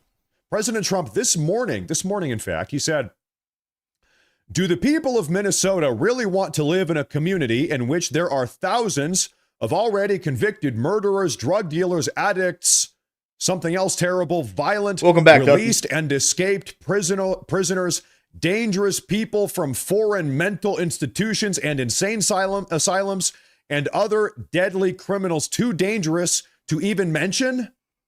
All the patriots of ICE want to do is remove them from your neighborhood and send them back to the prisons and mental institutions from where they came, most in foreign countries who illegally entered the USA through sleepy Joe Biden's horrible open border policy. Check this out. Every place we go, crime comes down. In Chicago, despite a weak and incompetent governor and mayor fighting us all the way, a big improvement was made. Thousands of criminals were removed. Minnesota Democrats love the unrest these anarchists and professional agitators are causing, because it gets the spotlight of the $19 billion that was stolen by really bad and deranged people. He says at the end here, fear not, great people of Minnesota, the day of reckoning and retribution is coming. That's from the President of the United States himself. And so when you look at everything that we're talking here about, we've got insiders talking about RICO charges. Treasury Secretary Scott Bessent is talking about how we have, at a minimum, Attorney General Keith Ellison on tape directly being involved, orchestrating, benefiting from this, helping cover it up. Donald Trump, the president, comes out today. He says the day of reckoning and retribution is coming. I'm telling you, man. I'm telling you. I'll give you a little bit of a quick rundown. Let's talk about reckoning and retribution nationwide. To get everybody on the same page here, right this very moment. Everybody, for just a second. And this might be a weird request, but hear me out, okay? I just want to take a moment for us to all thank the Democrats. I know that sounds crazy, right? Here's why. If it was not for them setting the current precedent that we have, that you can arrest your political opposition in the middle of an election year, you can levy charges at them, try to seize their assets. If it was not for them doing that, I do not think we would be where we're at right now. But I want to thank them for stealing the 2020 election. Because if it was not for them doing that, we would not have the current coalition that we have in the Trump administration. We would not have, I don't think Trump would have been able to put together the right team for the job. I really don't. So, over the past 4 years, we as a country have suffered. 5 years. We've suffered. We've been lied to. We've tried to have our rights stripped from us. Our constitutional rights. And if it wasn't for them setting the precedent to where we are right now, we would not have this day coming. So, when it comes time for these people to be thrown in prison en masse, put in handcuffs, we can all together look at them and say thank you. Because if it wasn't for them, I don't think this day would have come. Ladies and gentlemen, Bill and Hillary Clinton are facing contempt of Congress charges. Tim Walz and Minnesota State Attorney General Keith Ellison are now under federal investigation. Chairman of the Federal Reserve Jerome Powell is similarly under federal investigation for lying under oath in front of Congress. Over $10 billion worth of federal funds has been pulled away from these radically progressive blue states. In just the last 2 weeks alone, Trump is cutting them off. Gavin Newsom is under federal investigation for fraud in the state of California. Ilhan Omar, we just heard, is under federal investigation for potentially being involved in the Minnesota state fraud. Barack Obama and pretty much his entire cabinet are similarly under federal investigation for their involvement in the 2016 Russia collusion hoax. And RICO charges are, rumor has it, we heard from Papadopoulos, are now being put together to bring down the entire Democrat Party, treating the entire Democrat Party as a criminal enterprise. RICO charges going back 10 years. Ladies and gentlemen, big things are coming. And you know what? That is what it's going to take if we truly want to put America first.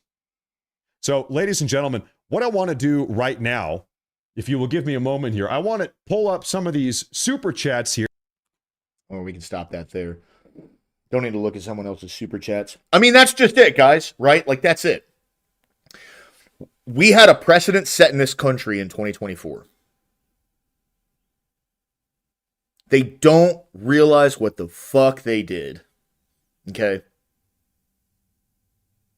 They set the terms for their own demise.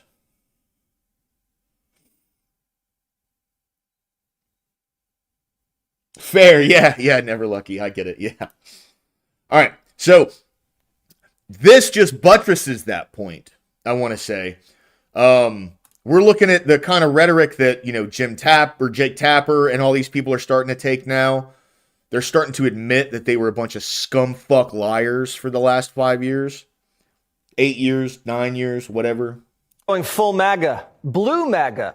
No, seriously, Democrats are asking themselves, quote, could blue MAGA revitalize the party? We hear they're making blue hats that say make California great again and swapping out the Village People for Stevie Wonder. I guess if you just can't beat them, you join them. Democrats are admitting Trump was right about everything. Nobody comes out looking better than Donald Trump and the MAGA right. Mm-hmm. Because the things that they were saying, the things that they were accusing the left of, the things that they were accusing legacy media of, whether it's true or not, they look right. They look like they were on point. Democrats have never admitted we were right about anything.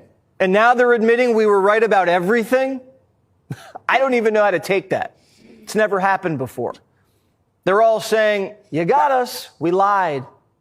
Democrats just spent 4 years arguing that the border was fine, inflation was not a problem, and Joe Biden was up to the job. Yep. And I think that 4 years of that message was really harmful. I think there are a lot of reasons why there are crises in confidence in the news media, in Democratic Party, in institutions. And I think all of it needs to be hashed out, acknowledged, and discussed. Was that Tapper or Hannity? This isn't fun anymore. What's the point of having two parties if one side just keeps saying the other side's right? Did Democrats just surrender? Tapper's even saying we were right about lawfare. I think it is problematic when people run for prosecutor and promise to go after a specific politician. And both Letitia James, the Attorney General of New York, and Alvin Bragg, the Attorney of New York, both. Now it's bad. Now it's a bad thing. Now they should have never done it.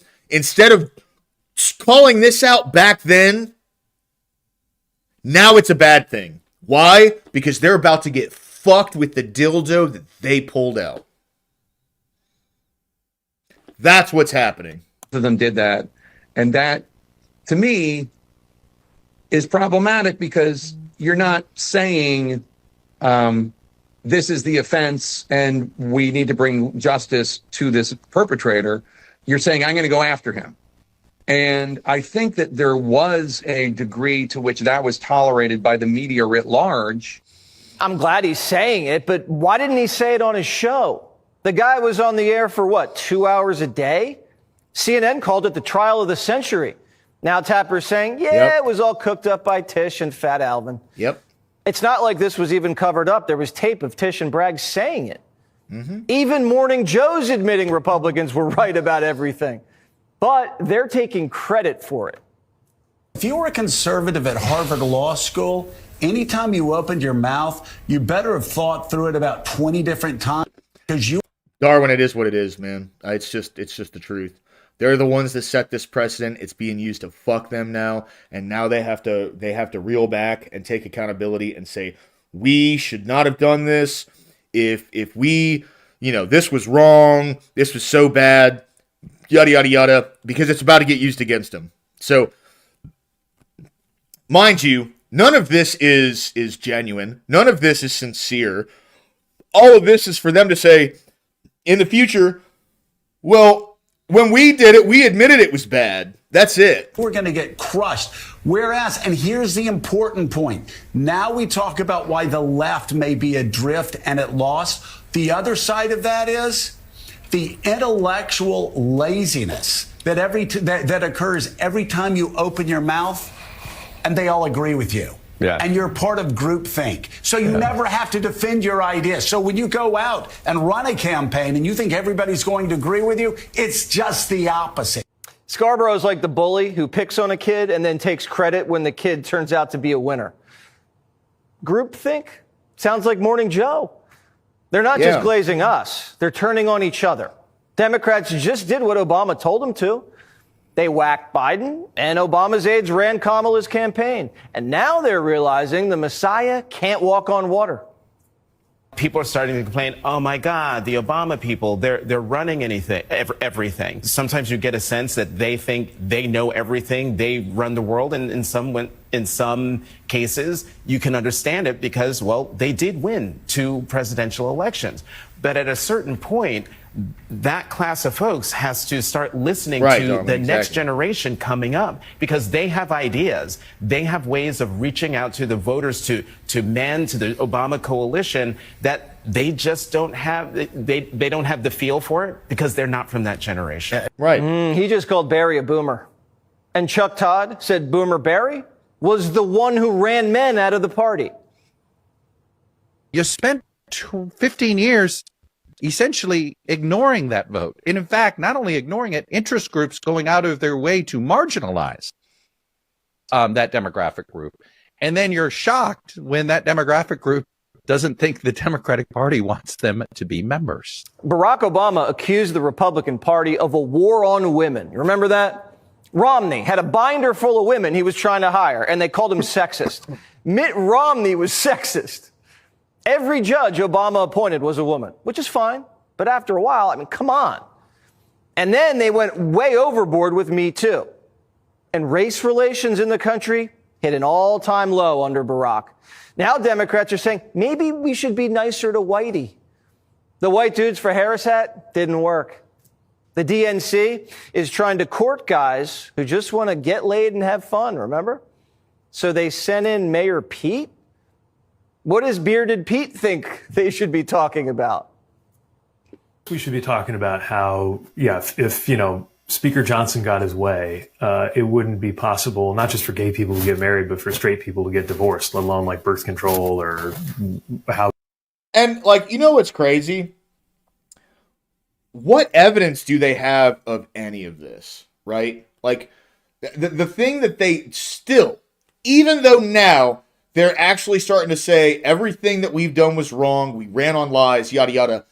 They're not changing the rhetoric that they're using. They're still using the same bullshit rhetoric. This, potentially this can get really bad kind of ideas and everything that they say. And it's just so glorious to watch this happen. He would want to regulate porn or whatever most people would have a problem with. Gay marriage, divorce, and porn. That's Pete's pitch to white guys. Yeah. Hey guys, don't forget to wear a condom.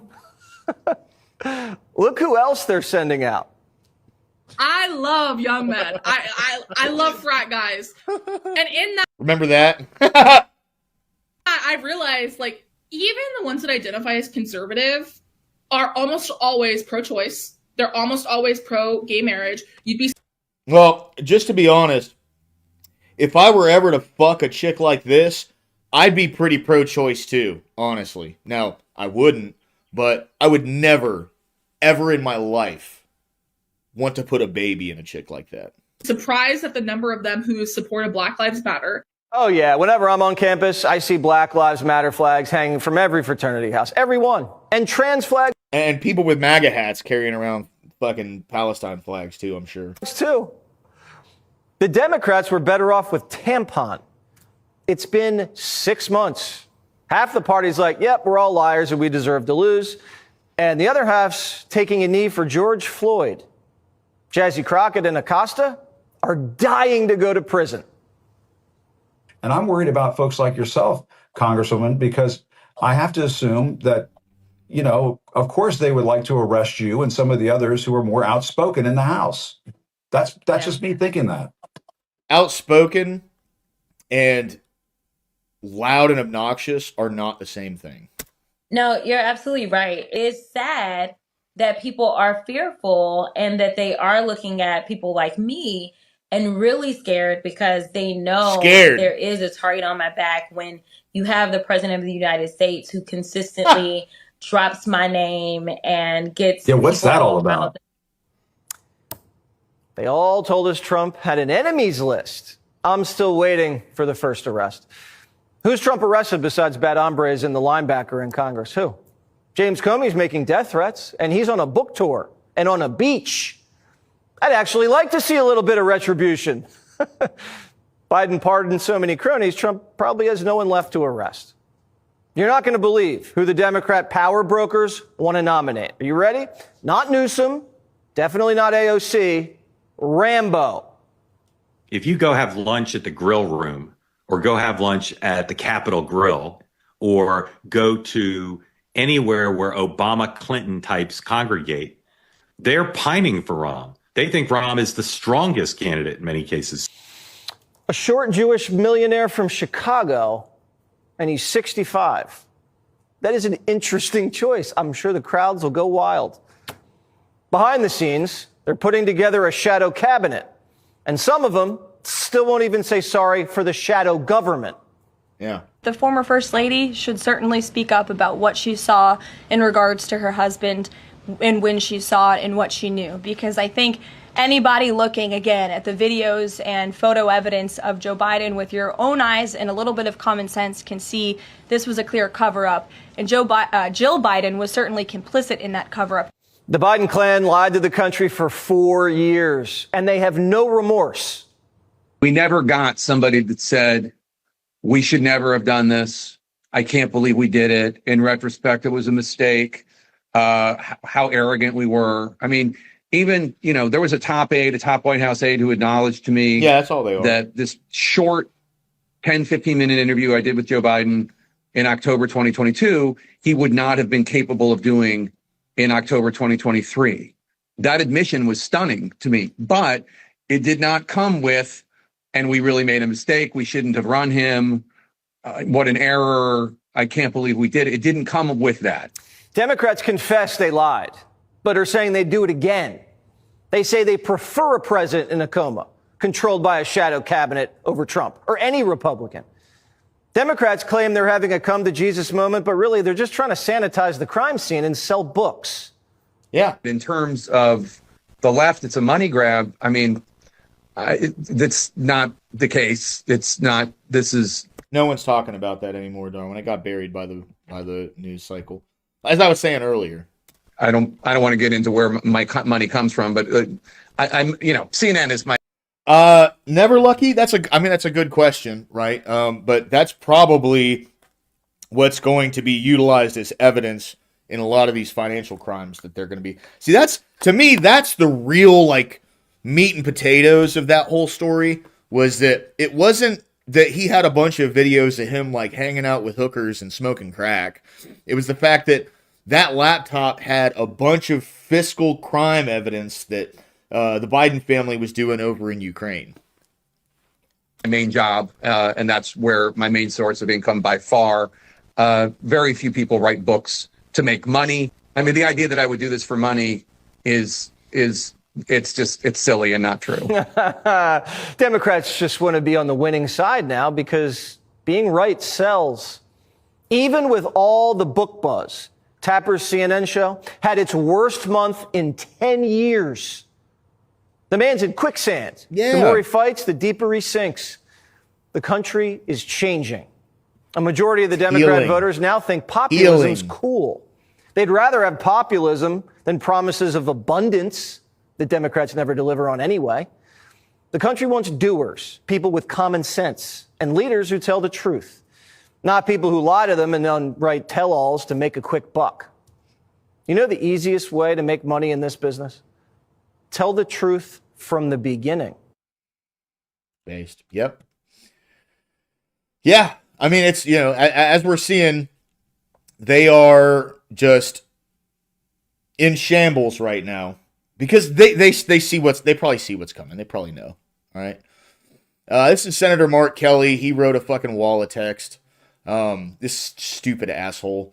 Pete Hegseth is coming after what I earned through my 25 years of military service in violation of my rights as an American, as a retired veteran, as a United States Senator whose job is to hold him and this or any administration accountable, which you did not do. His unconstitutional crusade against me sends a chilling message to every retired member of military. If you speak out and say something that the President or Secretary of Defense doesn't like, you'll be censured, threatened with demotion, or even prosecuted. Every service member knows military rank is earned, not given. It's earned through the risks you take, the sacrifices you and your family make, the leadership you display, and the respect you earn from the superiors who recommend you for promotion.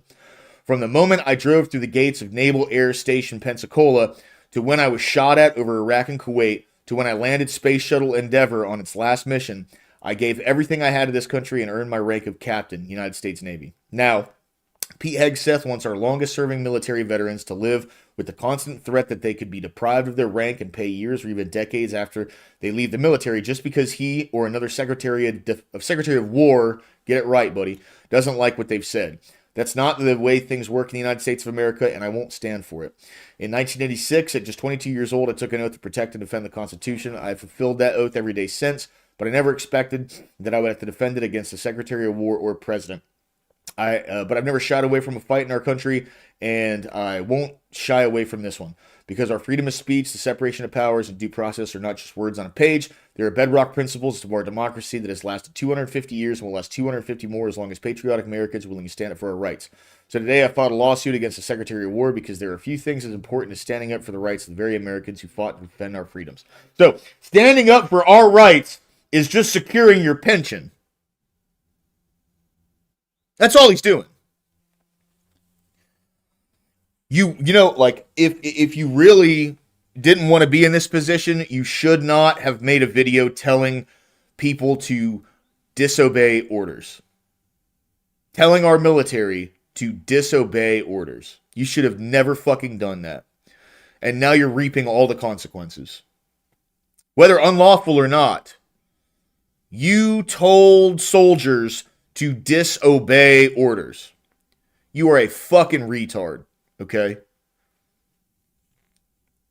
That's just where that comes from. It's a rip bozo. Like, you played a stupid game, you're winning a stupid prize now, and you're crying about it. So you're filing a lawsuit so you can keep your pension, but you're not fighting for anybody's fucking rights. Okay? That's a load of horse shit. And he knows that. Alright. So, here's another Cash Jordan video. This is one from earlier today. Ice Rage 23 Minnesota daycares. Fraud hump emptied as Trump goes nuclear. What up, Achilles? There's a code of conduct you have to uphold in the military.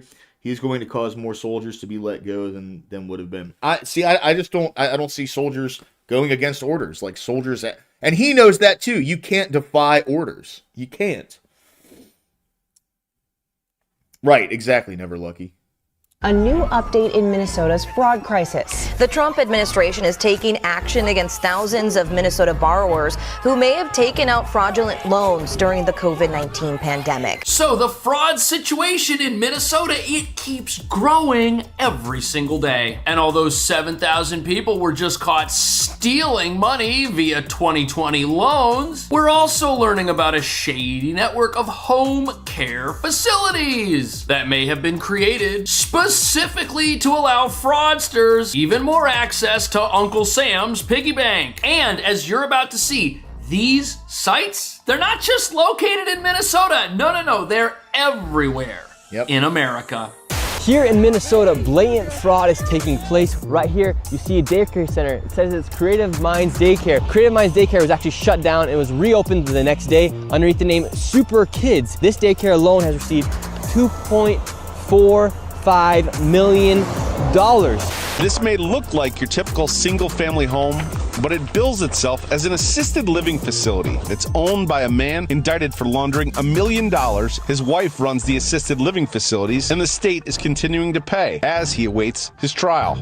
In total, these borrowers were approved for 7,900 PPP and EIDL loans worth approximately $400 million. We're taking fraud seriously. We're working every day to improve our systems. That's why it's incredibly frustrating to me. Yeah, but you're not talking about it until now. Until it gets blown out of the water. You're working to improve it now. Didn't do a fucking thing for the last 10 years. Okay? These people are it's just so blatantly fucking dishonest. Donald Trump and Republicans want to use this as a political vehicle to cut funding entirely to our state. These assisted living facilities received over $2.3 million in state money last year alone. A Minnesota Reformer article. Like, you got to think, this guy, he was doing this for what, like 9 years or whatever, the guy that did it with Nick Shirley. All this documentation exists. It's obviously public. It's not that hard to think. They already have all the evidence on this. Says he has been paid a whopping $49 million since 2016.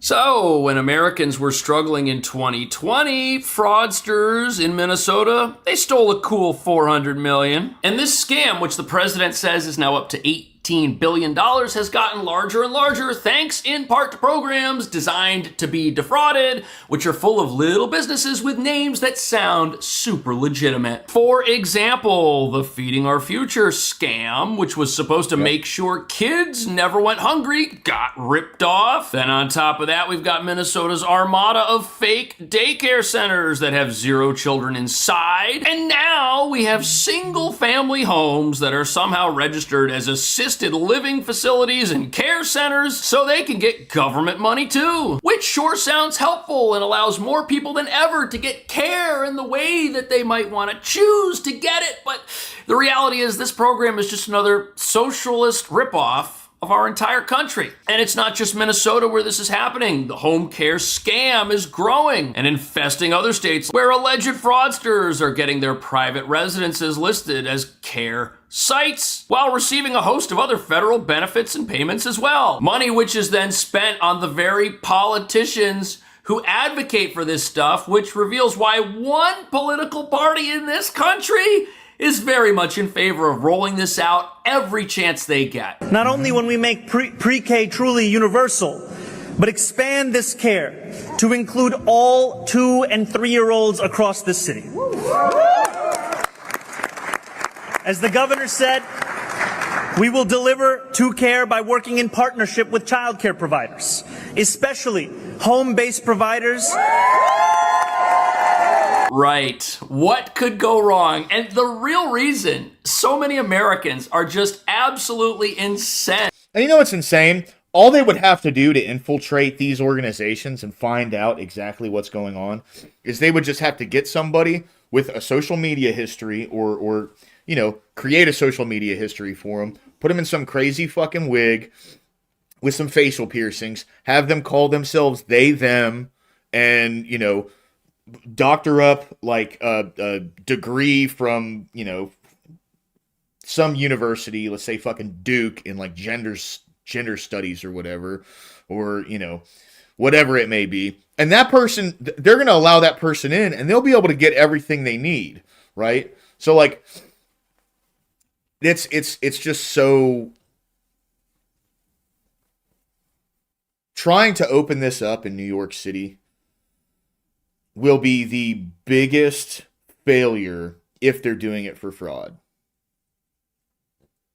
There could be a chance that the whole reason they're trying to open this up, what up, Ramoom?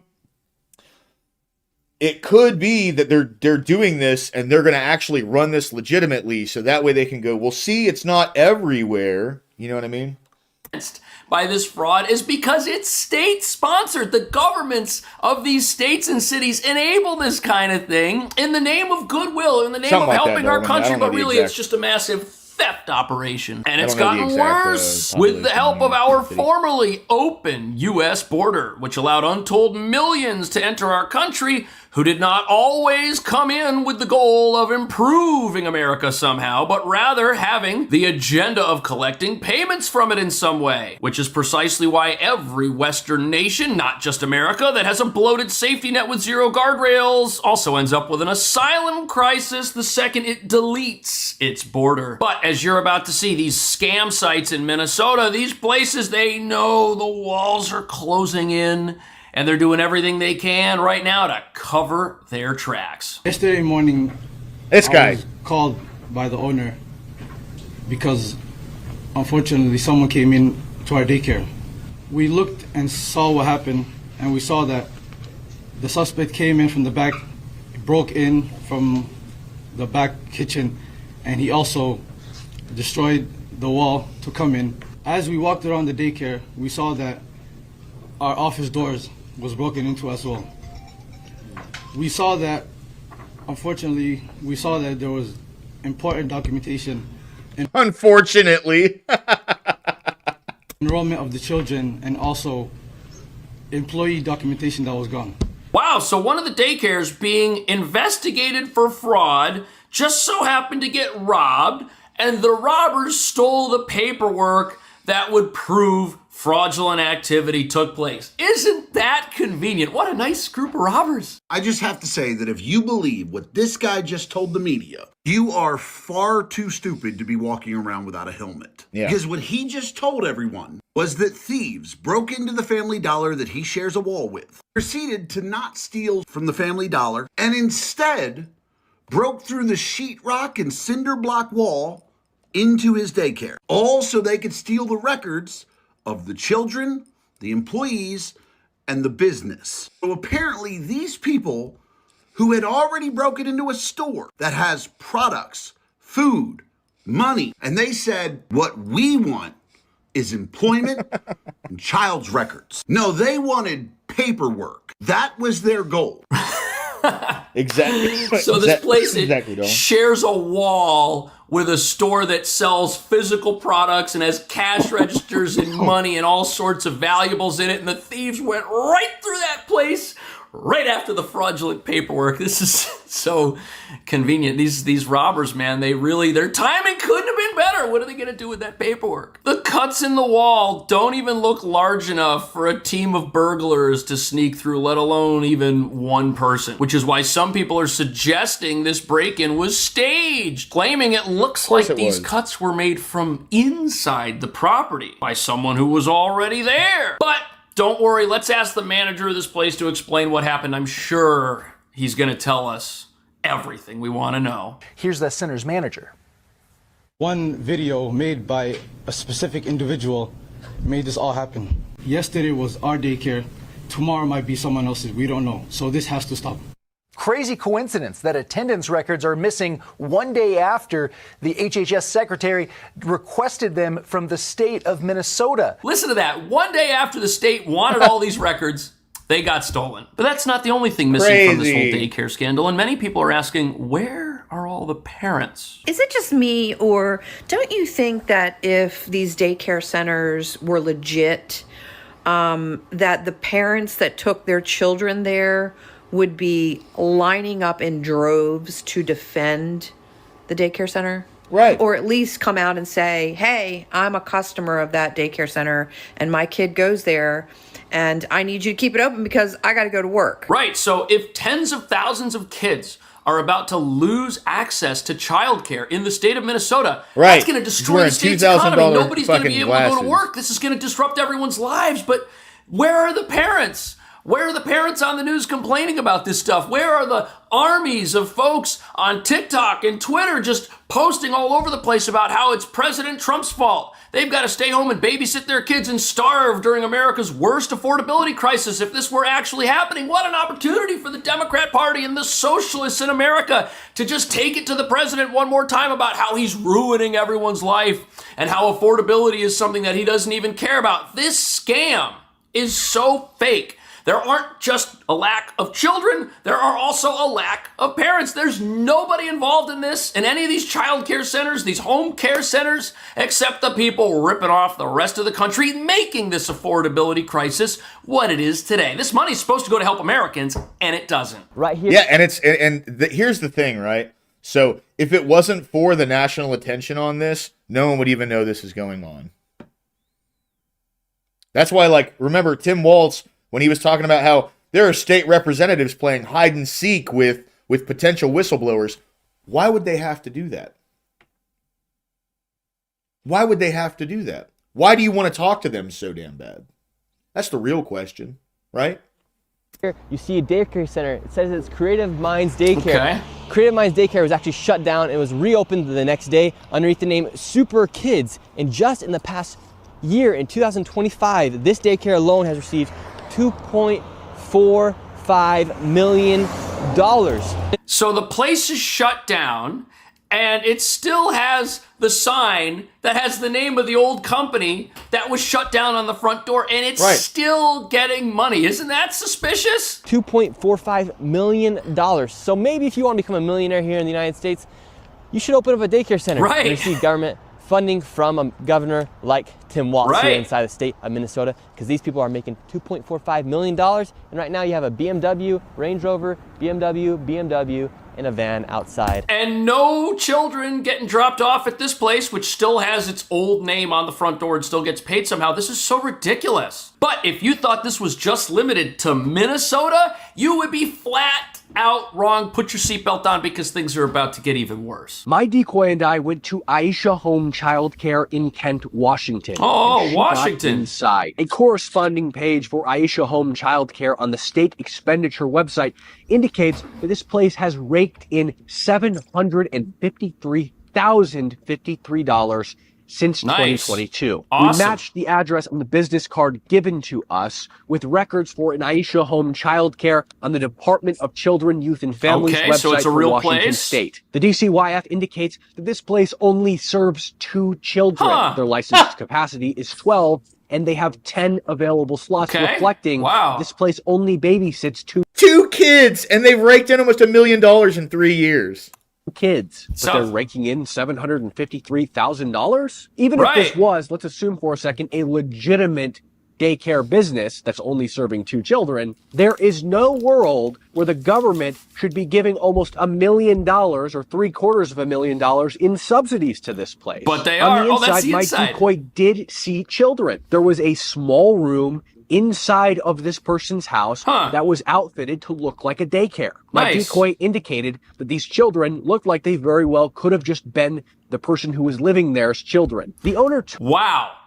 So the allegation here is that you have facilities that are private residences and are set up as child care centers, and they're run by the people who own the home, and their children attend the child care, and there aren't any other children who are there. That sounds to me a lot like a private residence where a family lives and has a playroom for their kids, and yet they've figured out how to get a government salary to accomplish all of this. In addition to other benefits, you can still qualify for things like Medicaid and welfare and housing assistance. The owner took a while to answer the door. I'm sure My they did. decoy said she heard rustling, children crying, and then when she walked in, there were the children, all standing in the daycare room, the playroom, not as if they were playing, just standing there leering at my decoy. She told me that not a single toy was out of place.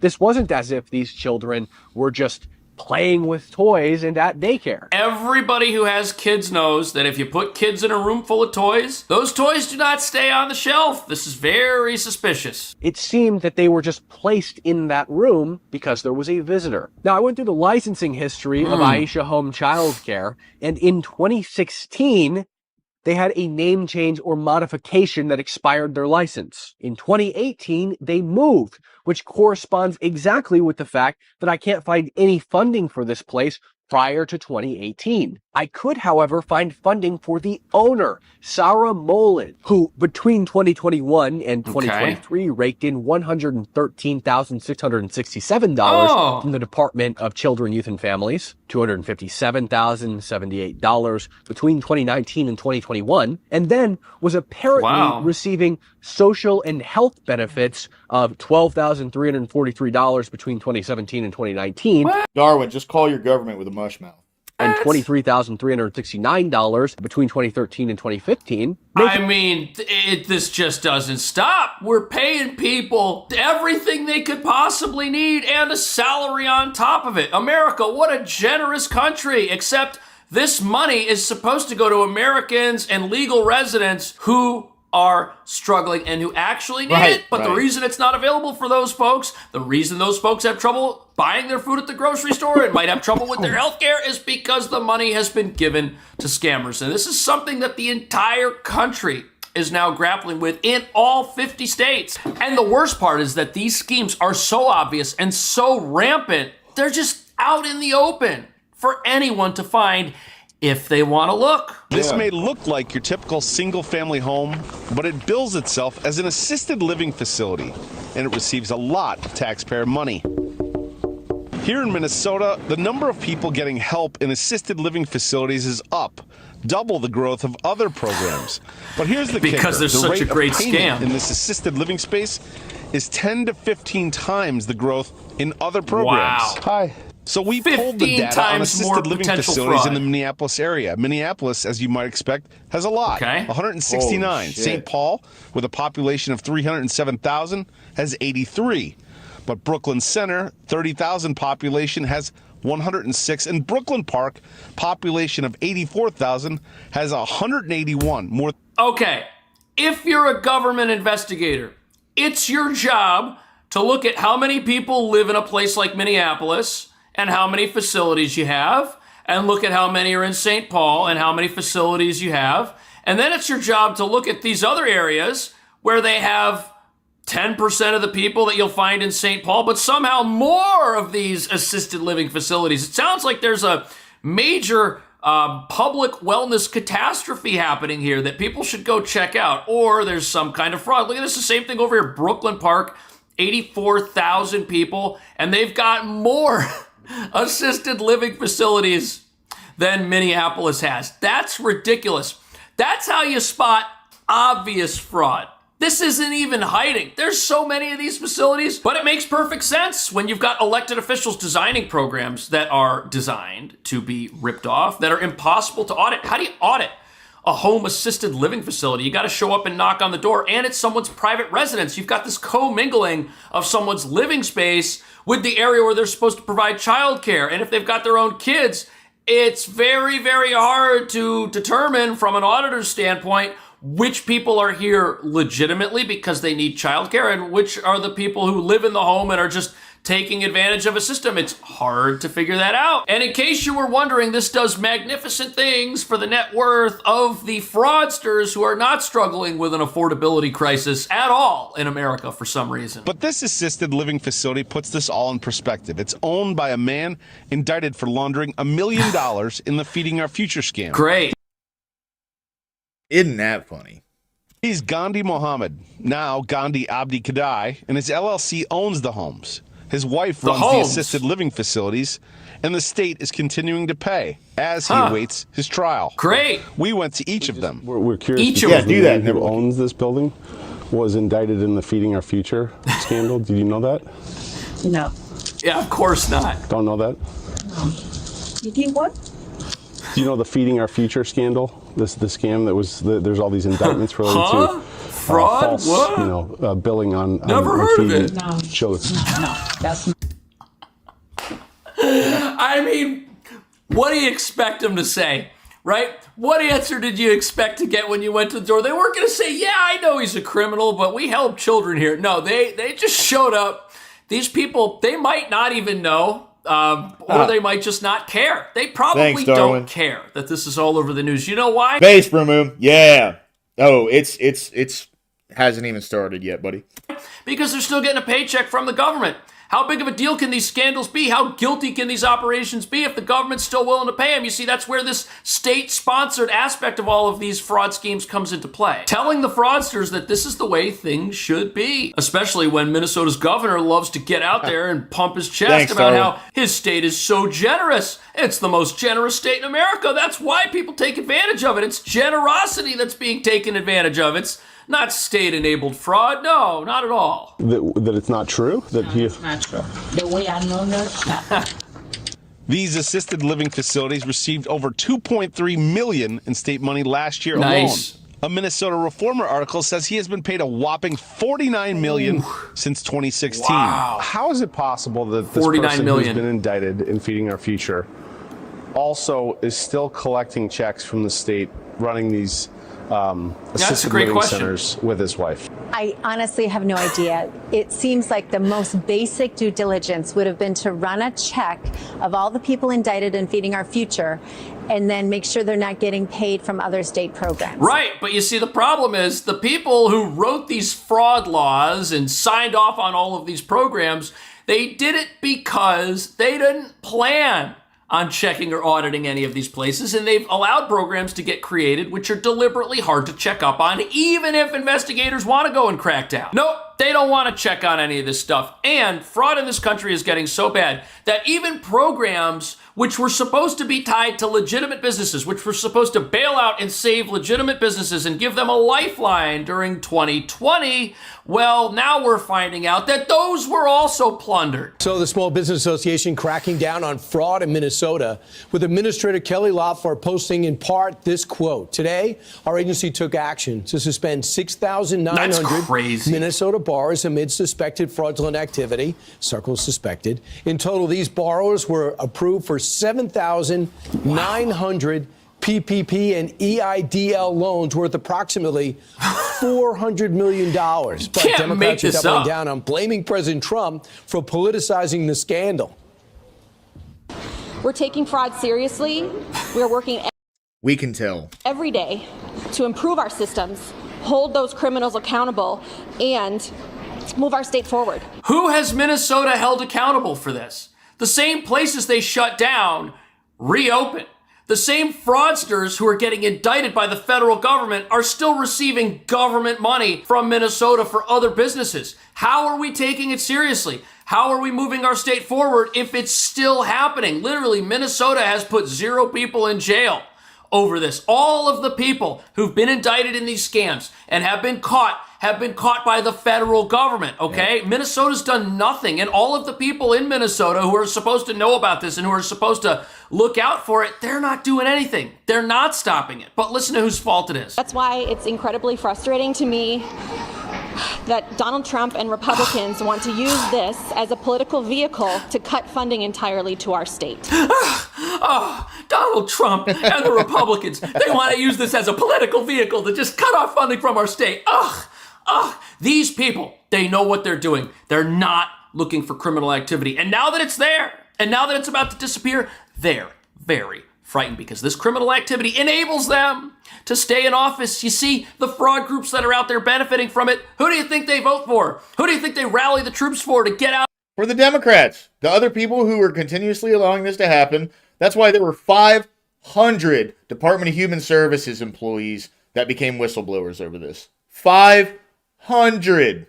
Out there and get elected and to make sure these people stay in power. They're the ones. They're part of an apparatus, a machine that only works one direction in our country to get a certain type of politician elected. Like this woman here who's a member of the Democrat Party. Is she benefiting from this? That's the first question I have. How many of her constituents, her voters, even if she's getting 0 money, are caught up in these scandals and are running these fraudulent businesses and are telling her, hey, we're under attack here. Get out there and say something. See, these are the things that people need to start asking questions about, because there's something very strange going on in America that was supposed to be swept under the rug. Remember, Tim Walz was supposed to be the vice president. He was supposed to be in the Oval Office, steps away from the levers of power, and he was supposed to work those levers to make sure that you and I and the entire country never knew about any of this stuff. And but Trump, Trump, he's so terrible. Your thoughts about blaming Trump for he had something he had nothing to do with, nor did he have the job when most of this fraud was taking place.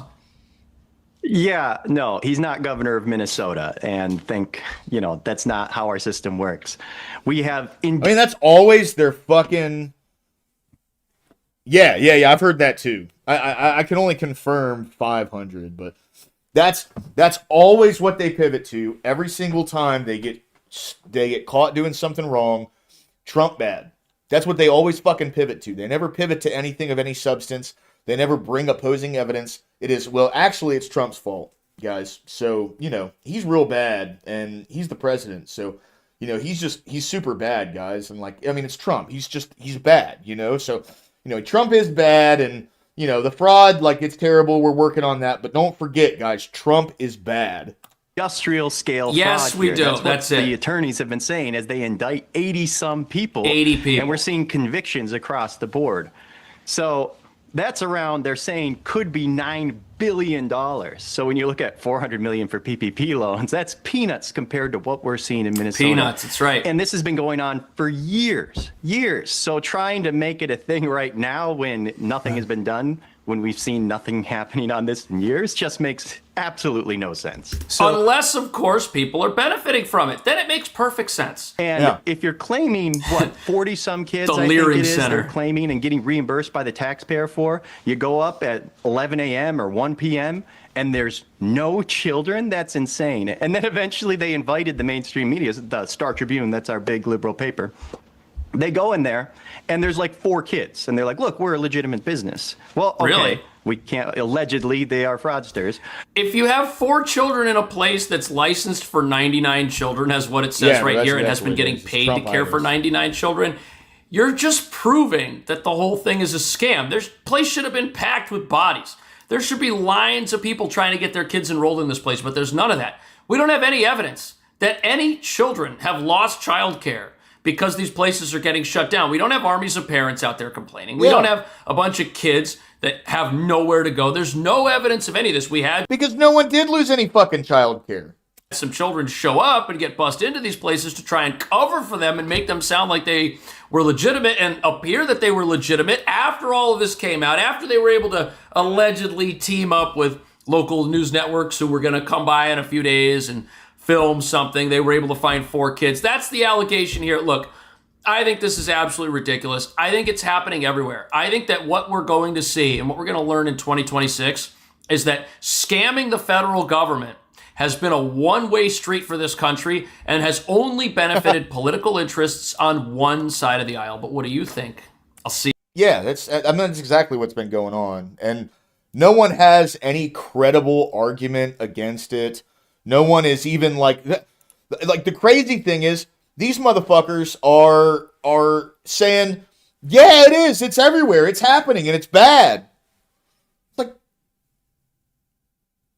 Okay, so fucking do something about it. But they're not going to do that. They're not going to do anything about it. If this was never brought to the public eye, this shit would still be going on today. I mean, it still is going on. And they know that.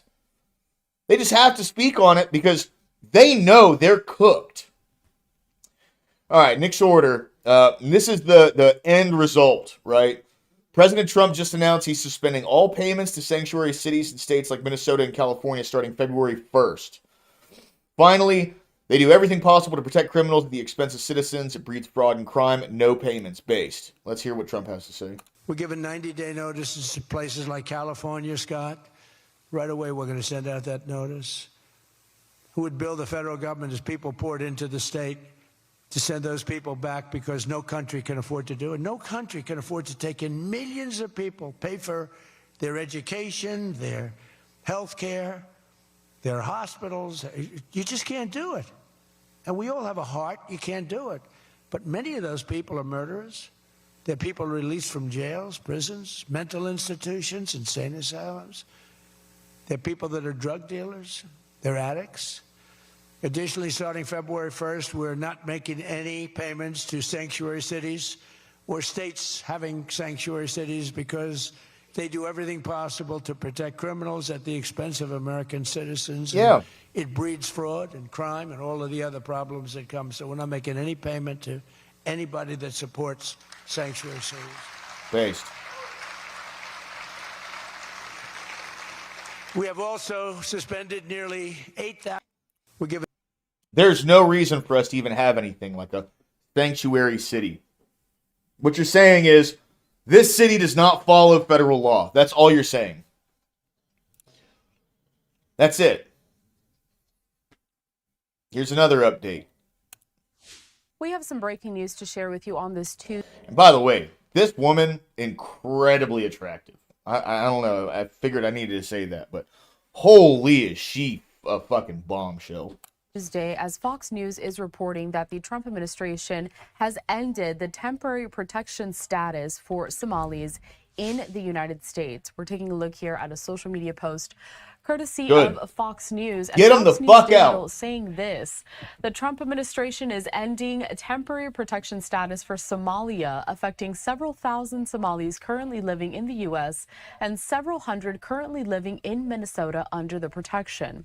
Somali migrants with TPS will be required to leave the country by March 17th. Robert Whaley, what's going on, brother? Good to see you, man. Thanks for stopping by today, dude. Kristi Noem told Fox News Digital in a statement, quote, "Temporary means temporary.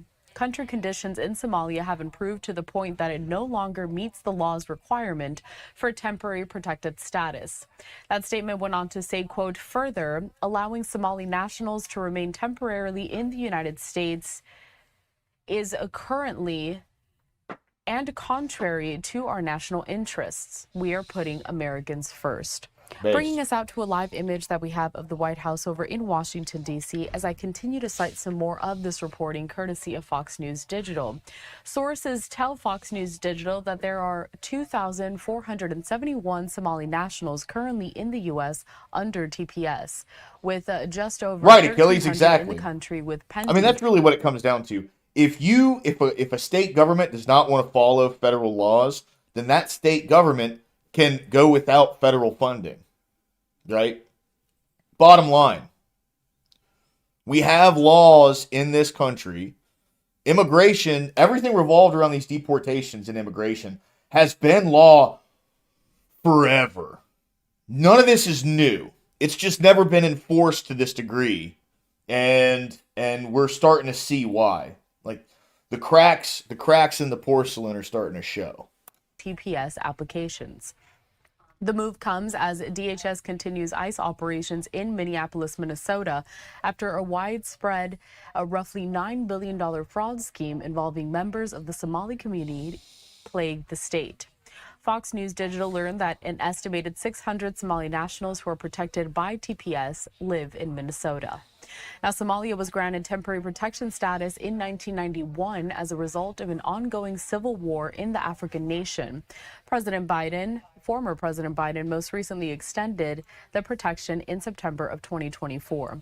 Now, the decision to end TPS for Somalia also comes a day after I wonder why you did that. The Twin Cities there, Minneapolis and St. Paul, sued the Trump administration after a historic federal immigration enforcement operation was launched by ICE and DHS. Last week, during ICE operations in South Minneapolis. And now all of a sudden, yes, the fraud is happening. At first it was, there is no fraud. This kid's crazy. He's 23 years old, MAGA YouTuber, and he's going to these places and trying to find the kids. And now all the politicians that were going along with that rhetoric are now saying, yeah, it's happening all over the place, and it's bad. It's terrible. But Trump is badder. You know what I mean? Like, that's the messaging that's going on here. Minneapolis, a woman was fatally shot by an immigration officer as she drove her vehicle toward agents, prompting agitators to riot across the city and in cities across the U.S. Secretary Noem labeled this the woman who was killed, Renee Nicole Good, a, quote, domestic terrorist, saying, quote, she weaponized her vehicle after blocking ICE agents on the road. Now, footage from the encounter shows an agent approaching Good's vehicle and ordering her to step out. And according to Noam, Good then attempted to run over the officer, prompting the agent. She was actively committing a felony. Like, impeding ICE is a felony. That's not news. She was actively committing a felony, and then in trying to escape, she hit an officer with her car. So she took a fucking... She got fucking domed, man. I mean, that's really it. She got mag dumped. That's it. That's what happens. If that same thing would have happened, but it wasn't in the context of ICE, nobody would give a fuck. It's only because it was some lesbo protester in Minneapolis who was going against ICE that they have to blow this thing out of proportion and make it all seem like ICE is out here killing innocent civilians. She was in the process of committing a fucking felony. Do I think she meant to hit the officer? No, I don't. I genuinely don't. But I do think that when you're in the process of committing a felony, and ICE does have the legal grounds to detain people that are impeding them, that's law, and you try to escape and you hit one of them with your car, if you get shot, it's a rip bozo, man. I mean, that's it. R.I.P. bozo. Agent to fire multiple shots into the car, killing the 37-year-old mother. Now, Minneapolis Mayor Jacob Fry is saying quite the contrary to that, and also telling ICE agents to get out of Minneapolis during a news conference that he held after Good's death. Governor Tim Walz there of Minnesota criticized DHS, posting to X that he saw the video and referred to Noam's explanation of the incident as a part of a, quote, propaganda machine. But we just wanted to bring you this breaking news coming out of the Trump administration, as they did confirm to Fox News Digital that they are ending the temporary protective status for Somalis in the U.S. Bye-bye. See y'all later. Don't let the door hit you on the way out. You're fucking gone, dude. You're out of here. All right, so we're going to get into a couple other stories. I wanted to touch on Iran for a little bit. The IRGC is out in the streets just mass killing these people. To some degree, like, this revolution it has gotten to the point where it's a civil war at this point.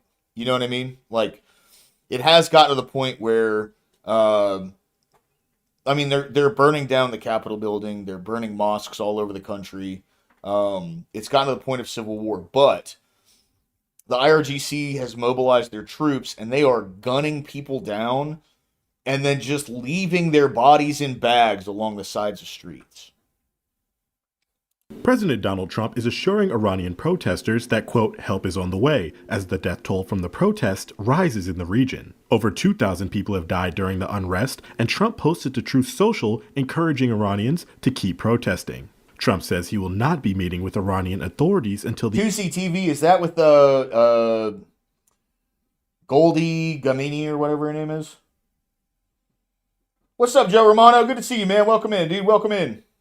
The end of the violence against protesters. He also revealed he's using tariffs to target Iran. Countries conducting business with Iran will be forced to pay a 25% tariff on, quote, any and all business done with the United States. China, the United Arab Emirates, India, and Turkey rank among Iran's largest trading partners. A senior Iranian health ministry official speaking to the New York Times under the condition of anonymity put the death toll estimate closer to 3,000. Over 16,000 people have reportedly been detained. And there's all sorts of reports of how many people are getting killed over here. I mean, a lot of people that are, pro-regime change over there right now, they're saying it's even higher than that. It's like surpassed like 10, 15,000. Then people from like the pro IRGC side are saying it's only like a couple hundred. But when you see the pictures of these body bags on the sides of the road, it's a little chilling, man. Because, like, you know, the left in this country is not speaking against any of this shit at all. And it's insane because the IRGC is what the left claims Trump is. Like, they actually are that thing. The Handmaid's Tale bullshit, the hardcore right, like what is more of a hardcore right-wing ideology than Islam? I mean, really, like we have half of a century of evidence behind us now to show Islam is a hardcore right-wing ideology. Like, the hardest core of hardcore right-wing ideologies. Super authoritarian, super, like, traditional. To me, though, like, when I look at Islam, it's an excuse for men to feel weaker because they want women to cover themselves up that way because apparently the men in Islam are just so weak that the second they feel any kind of, like, physical attraction to a woman, they can't think properly. And that's like genuinely the whole point of that, right?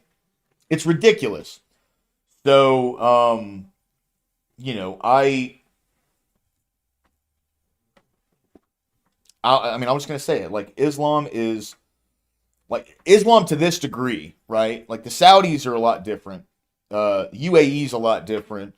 Qatar is a lot different. But in Iran, these, like, hardcore radicalist Muslims, they're all a bunch of weak fucks, dude. Seriously. The protests, sparked by an economic collapse, have sustained over 2 weeks and spread across the nation's provinces.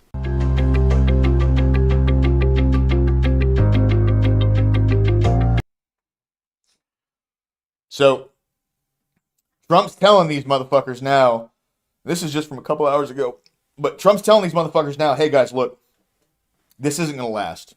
You're not going to continue to do this. You are not going to continue this. Otherwise, like, I mean, we could, and Israel already did it too, by the way. Israel completely crippled their military infrastructure, took out their entire head of military in one day. If they think that we couldn't entirely, like, cut their military infrastructure at the ankles, they're crazy. They're out of their fucking minds. You know what I mean? Like, there's no way that they actually think they have a fighting chance against this. The IRGC is going to fall within the next week and a half. I'm almost certain of it. And if I'm wrong, I'm wrong. Hey, it is what it is. But from what it looks like, these revolutions have taken over Tehran. They've taken over the second largest city and the fifth largest city already. And they're just ramping up. President Trump hitting back at Iran after freedom protests across that nation turned deadly. The president announcing a 25% tariff on any country that conducts business with Iran. He's also issuing a stark and direct warning to the Iranian regime, all options on the table. In a Truth Social post just this morning, President Trump encouraged protesters to keep fighting, saying, quote, help is on the way. Jackie, China. So I had Teriak on a couple weeks ago. And he was telling me, because he lives in Ireland, he was telling me they've been moving, like, military equipment over into the UK for a little bit now. And he still sees it today. We have been ramping up and, like, adding, you know, sending planes and boats and missiles and everything over there. Because we're getting ready to do this thing. We're about ready to do the damn thing, right? It's just undoubtable. This is going to happen. This would mean a new 25% tariff and end to this trade fight pause from October. China is the biggest trading partner with Iran, then the UAE, Turkey, India, and Oman. Yeah, and this heats everything up again in a tariff situation. that was starting to just settle. So we were getting a break from that, and oil prices are up a little bit today, but not as much as they would have been if we were talking about this, 20 years ago. So that's positive, and we're already in a lowered place because of President Trump. So around the $60 mark, I'm not really worried about it. Give me just a sec. I'm going to go give Charlie some water. Hold on. Charlie, wait up, Bubba. Need some water?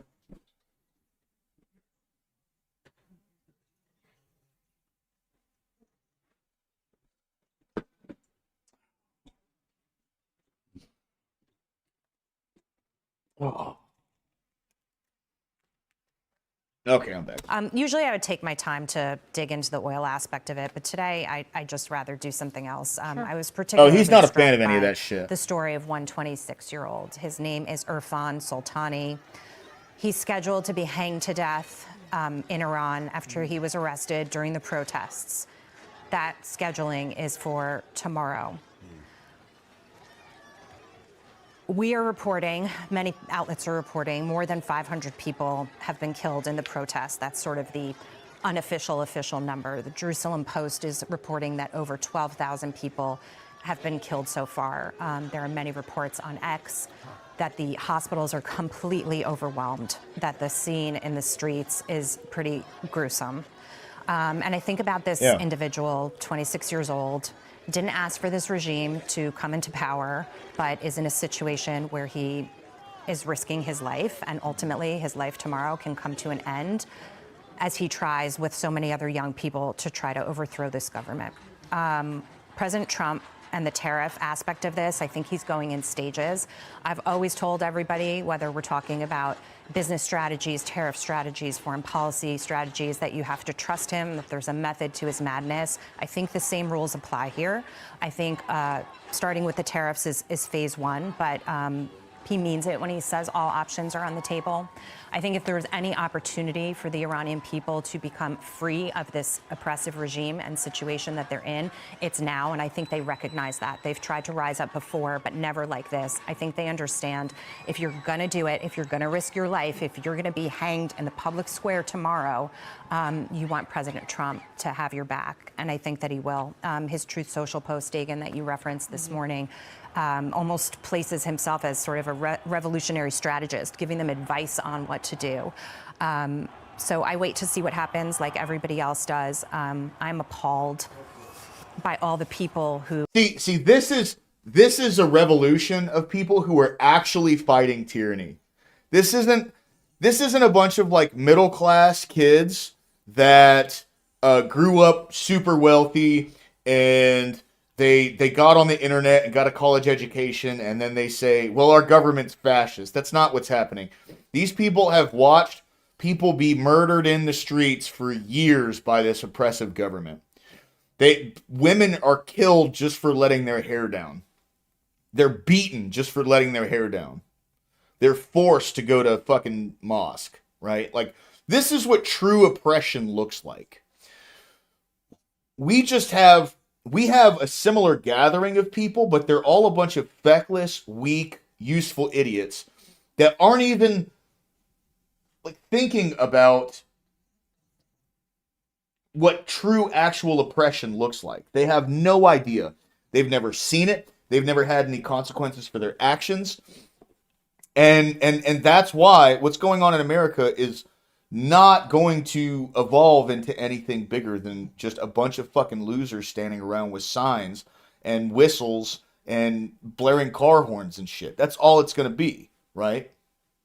Who protested in America and around the world in support of Gaza and Hamas and the humanitarian violations that were occurring there, but are remaining silent on this situation. And I think it tells you that there's a larger problem with ideology, and that was never about the people in that particular situation, but it was support of this heinous ideology, which the silence, I think, also speaks to. I saw a photo of what was the globalized, the Intifada encampment up at Columbia, and it was just green grass. And that just speaks to the complete emptiness of that movement and the fact that they don't really stand for anything other than. Well, it's because they have this idea and they operate off of this like paradigm of thought where Islam is victimized in America, so they're victims worldwide. And they haven't been able to experience foreign cultures. They have no idea what other foreign cultures, how they even operate. And they think that everything revolves around America because America has the largest economy, the strongest military, the largest consumer market. We have all of these separate things in this country that make our country more apt to do trade with more countries than other countries. And you know, we have kind of like a foothold on global trade. They operate off of this mindset that anything that supports a Western value is bad. And nothing aside from that matters. Right? Like there's the people going on to yeah, right, exactly, Darwin. There's people going on to like actual like people who suffered under dictatorships. They're going on to their ex posts and they're saying, well, the only real dictatorship in this world is America's, anything under American capital. What the fuck are you talking about? Like, we probably have the most diverse country on the planet ethnically. How can we be the most racist? That makes no fucking sense at all. It's all a virtue signal. That's all it is. All of this is a virtue signal. Their own power grab, the pro-Hamas protesters, which are now anti-ICE protesters. But anybody just jump in here because tariffs are one of President Trump's chosen weapons, and certainly oil, or to cut off oil exports out of Iran, because they are running oil production is at the highest level since the late 70s. And oil exports, say to China, where 90% of its exports go, are at an all-time high. And it's making, even in the fall, like that's one area the Trump administration has not focused on, is stopping those oil exports. Iran is making still close to $50 billion a year. And that's at cheap cost selling to the teapot refineries in China. So I can jump on that, and then, Kenny and Brian weigh in. There are reports that a large share of Iran's production, 2 million barrels a day, Dagan, to your point, goes directly to Chinese refineries. So again, how do some of those get rerouted if there is major supply disruptions in that region? That region is the Strait of Hormuz, and I know we talked about that during the bunker buster program in Iran, right? And that ended up being a nothing burger, thankfully then. But again, if that's sort of the backbone of global oil supply, Saudi Arabia, Iraq, UAE, Qatar, they all go through there, right? So if there are broader regions, I think that's the region to watch if there is sort of this escalation. This 25% tariff, though, Brian, is interesting because we don't really know what doing business with Iran means. That post from Trump was limited in detail, effectively just saying a 25% tariff. But it would affect those major economies with Iran. It is China, it's India, it's Turkey. But those are trading partners with Tehran, but also Washington. So I do wonder, and I think, 1,000 different ways to go here. Is this, and this is a question, a broader spillover economically than the bunker buster? Is this more contained like we saw? And finally, Jackie, I echo your notes yesterday. I cannot wait to see the social justice warriors who were silent on the issue today. Yeah. So here's the thing that changed for me between, remember when Larry used to come on our show and he'd say, interdict the ships? And he was talking about Iran and China and oil. He said, interdict the ships, right? Okay. He used to say that a lot. But the thing that changed is all those Venezuelan tankers that we have been seizing over the last several weeks. And I think if you're one of these Iranian leaders and you have seen that, you have said to yourself, That's something that I have not seen that guy, Mr. Trump, is willing to do. You use the phrase all options on the table. I think what's so powerful about President Trump on this is he makes the word options very concrete. Yeah. I'm telling you guys, we are going to, pretty soon, we're going to see an alliance with Iran, which is something that has never happened in my lifetime, but probably would have never happened in my mom or my dad's lifetime either. You know, this is a completely unprecedented. Like, no one probably had any clue anything like this could happen. You know? And it's happened so fast. I mean, look at the Syrian revolution. Remember how fucking fast that went out? No one's talking about that anymore. But how, like, their military infrastructure basically went dead silent, and this group of ragtag rebels just marched into Damascus and took it over. And Assad fled. And that was it. It was over with, right? This is going along those same lines. I just think there's going to be intervention from Iran's other allies. That's really what it's coming down to. He might seize your ship. He might apprehend a leader who's wanted criminally. He might drop bombs on your nuclear facility. Those are all options in the set of things he has done in the last year. Mm-hmm. And to me, that's why I think more than ever, Jackie, and you're the expert, I'm not. I think it's really what it comes down to, guys. Like, we got to be the big swinging dick. I don't necessarily like that, but it's just been proven over and over and over again that if we don't establish our might and our strength right now, we will not be taken seriously, and it's just going to be a bunch of talk past that.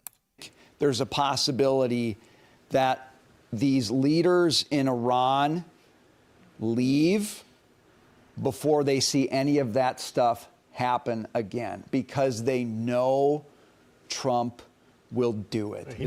By the way, just get ready, guys. This tax season, Trump's he's gonna take a big boost in his popularity. This tax season's gonna be fucking huge. All deterrence. He means business. And it's been clear, right? Because to your point, he said it, he's done it in Venezuela, he's done it here, he's done it in Iran already. So he does what he says he's going to do. He doesn't back off, and I think you're right, that they recognize it. They're worried about that. Obviously, I think Maduro was kind of the last straw of that worry. There were reports, I believe, last week that it was the supreme leader that was making plans to flee to Russia. Thinking about how he would exit the way Bashar al-Assad did from Syria. We'll see. And President Trump said in that Truth Social post... And see, she just dropped Syria, too. ...that he has canceled all meetings with Iranian officials. Right. And before we go, just Venezuela and Iran together, what's happening in Venezuela with potential oil production increases, which could go up 50%, just in the short run, regardless of what the guy at ExxonMobil had to say on Friday. There you go, Robert Whaley. Two companies that are helping with the marketing of the oil, the 50 million barrels of oil that are in stockpiles. They're in talks with large Indian and Chinese refiners over potential sales of that Venezuelan crude. So that helps fill the gap and create some crude diplomacy to backfill what's happening, what might be cut off coming out of Iran. So heavy crude diplomacy. Yes. It's pretty heavy. But we can refine it and then send it there. You go. Yep. All right. So that's about it for Iran right now. This is something that I wanted to talk about. I don't know if you guys keep up with James O'Keefe. He was huge, exposing a lot of shit over the last 5 years. He has been talking with Secret Service agents that have been essentially giving out like classified information on the vice president. Can I see your badge again with your photo? You're so cute. A current Secret Service agent on Vice President J.D. Vance's security detail. When he's like walking, like where are you? Following, we'll have at least a minimum head and gives away vital high-level security information to our undercover journalists. We have different shifts. We have shift. Tells her about detailed future travel plans for the vice president, and even sends her pictures with location metadata revealing where the president's convoy was located, potentially violating both the Secret Service NDA and United States federal law. And Tomas is fully aware of this. Quote, I signed paperwork, so if I don't have to get out information, I never do, otherwise I get in trouble. This is you really fucking have to stand crazy. in awe of the lack of self-awareness. There ain't nothing secret about what we do. Tomas Escato also reveals that he voted for Biden and that he hates Trump and Vance's immigration policies. Did you vote for Biden? Yes, I did actually. No. What do you think about like all the ICE stuff going on? Yeah, I hate that shit. Yeah. They're employing taxes that shouldn't be employed. You may have seen reports last week that someone attempted to break into Vice President J.D. Vance's home in Ohio. That incident prompted us to take a closer look. What we found in our investigation was an agent inside the vice president's detail. Oh yeah, this dude who's for sure is actually going revealing to prison. to a total stranger that the vice president will be visiting his home in Ohio days ahead of time. And while what you're about to see is an important story, the security of the vice president and his family is our top priority. Now, under normal circumstances, our editorial policy is to request comment a day or two before a report airs. But in this case, we contacted the Secret Service a full week in advance of this report to ensure that nothing we report here would compromise the vice president's safety in any way. But even with those precautions, what we uncovered is troubling, and we felt this is important for you all to see. We hope that bringing this to light strengthens security and helps prevent future vulnerabilities in our government. Can I see your badge again with your photo? You said you were training. It was your training? Yeah, that's like 4 years ago. You're so cute.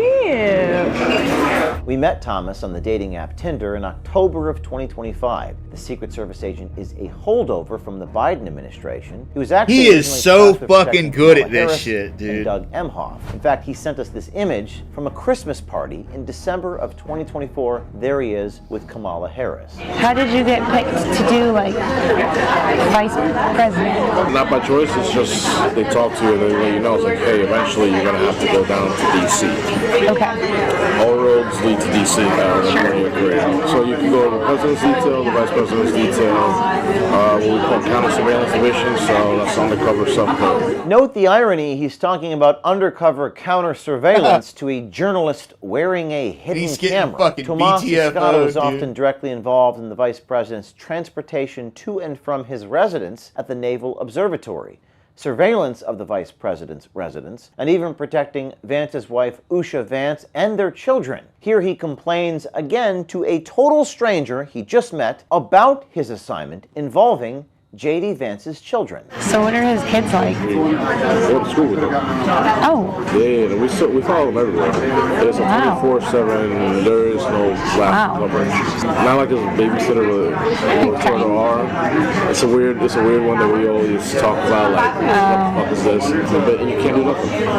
Oh, you can't do anything. No, we can't do anything. Tomas proceeds to give our undercover journalist detailed info with pictures about the specific methods used to transport and protect the vice president. It even tells her some exact times of shift changes on the Secret Service schedule. So like when he's like walking, like where are you? Following. Just following. It's a group of us, we surround, make a bubble. Yeah. We'll have at least a minimum head and now that I'm on the vice president's actual details, a little different because we have different shifts. We have shift. Via text, J.D. Vance's Secret Service agent informs the stranger when he has picked up J.D. Vance's wife and even mentions that he and Vance are currently at Tomas even sends a selfie from inside a J.D. Vance's residence at the Naval Observatory. It's basically a secure location while he's going to prison, dude. is surveilling the vice president's home. Now, while he's supposed to be guarding the vice president's property, Tomas is busy snapping selfies, texting our journalist. Now, here's a picture that Tomas sent us taking off from Joint Base Andrews Air Force Base. You see the convoy vehicle going into the airplane, and some of these photos even had location metadata baked in the photos. It's worth mentioning that these pictures were taken a few months prior to sending them to our journalist. While they didn't give away the vice president's location in real time, they did give away certain routes that were used and the number of vehicles in the convoy, information which could be used in the future. This is a photo Tomas sent us from King Khalid International Airport in Saudi Arabia. Here's a photo Tomas sent us loading the convoy into an aircraft at Munich Airport in Germany, where Vice President Vance gave a speech to the Munich Security Council. Again, metadata there on the photo. Another image revealing the exact location at the presidential helicopter at JFK in New York. And we think perhaps most significant, he revealed the location where President Trump's convoy was driving through Emirates Palace in Abu Dhabi, May 2025. This convoy was transporting President Trump for a state visit with the UAE President Sheikh Mohammed bin Zayed Al Nahyan. These photos are from Tomas Escoto's time during the Secret Service shot from his personal iPhone. His personal phone dating back to May, while on duty protecting the vice president and president, and all of this was sent to our undercover journalist. The Secret Service agent even goes on to detail recent visits to Minnesota, Tennessee, specifies that the Secret Service team was on location as per the procedure. He went to Minnesota last week. Okay. So we sent out a team ahead of time before he went there. Ahead of time. Okay. So they do the security advance for that. Depending on what it is, you know, we liaison with our field office out there, local law enforcement, state law enforcement, and any other federal law dude. I mean, he's literally spilling fucking like national security secrets to some bimbo in a fucking restaurant. Who knows who's sitting around him and who can hear it? Who knows if somebody is like tailing him specifically to see if he'll do some stupid bullshit like this. Come up with a plan to secure where he's going to be at, the airport, the route from each place that he's going to. Yeah, that's pretty much it. If he's staying in a hotel, then we have someone else that we have to set that up. Oh my God. Before the trip to Tennessee, the Secret Service agent also texts our journalist informing her which plane the vice president will be traveling in and when they plan to depart. He even texts her an image of himself in the plane, notifying her that he is on board with the VP. And even worse, Escoto continues to detail Vance's future travel plans, revealing at the time that Vance will be visiting his home in Ohio for 4 to 5 days, and then will be visiting Florida for one night. Now, this is potentially a violation of the non-disclosure agreement that Tomas would have signed when joining the Secret Service, which states, quote, the unauthorized disclosure, unauthorized retention, or negligent handling of classified information by me could damage or irreparably be injury to the United States or could be used to advantage by a foreign nation. I hereby agree that I will never divulge classified information to anyone, unquote. And it may also be a violation of federal law. 18 U.S. Code 793, gathering, transmitting, that's what I was using thinking. Defense information.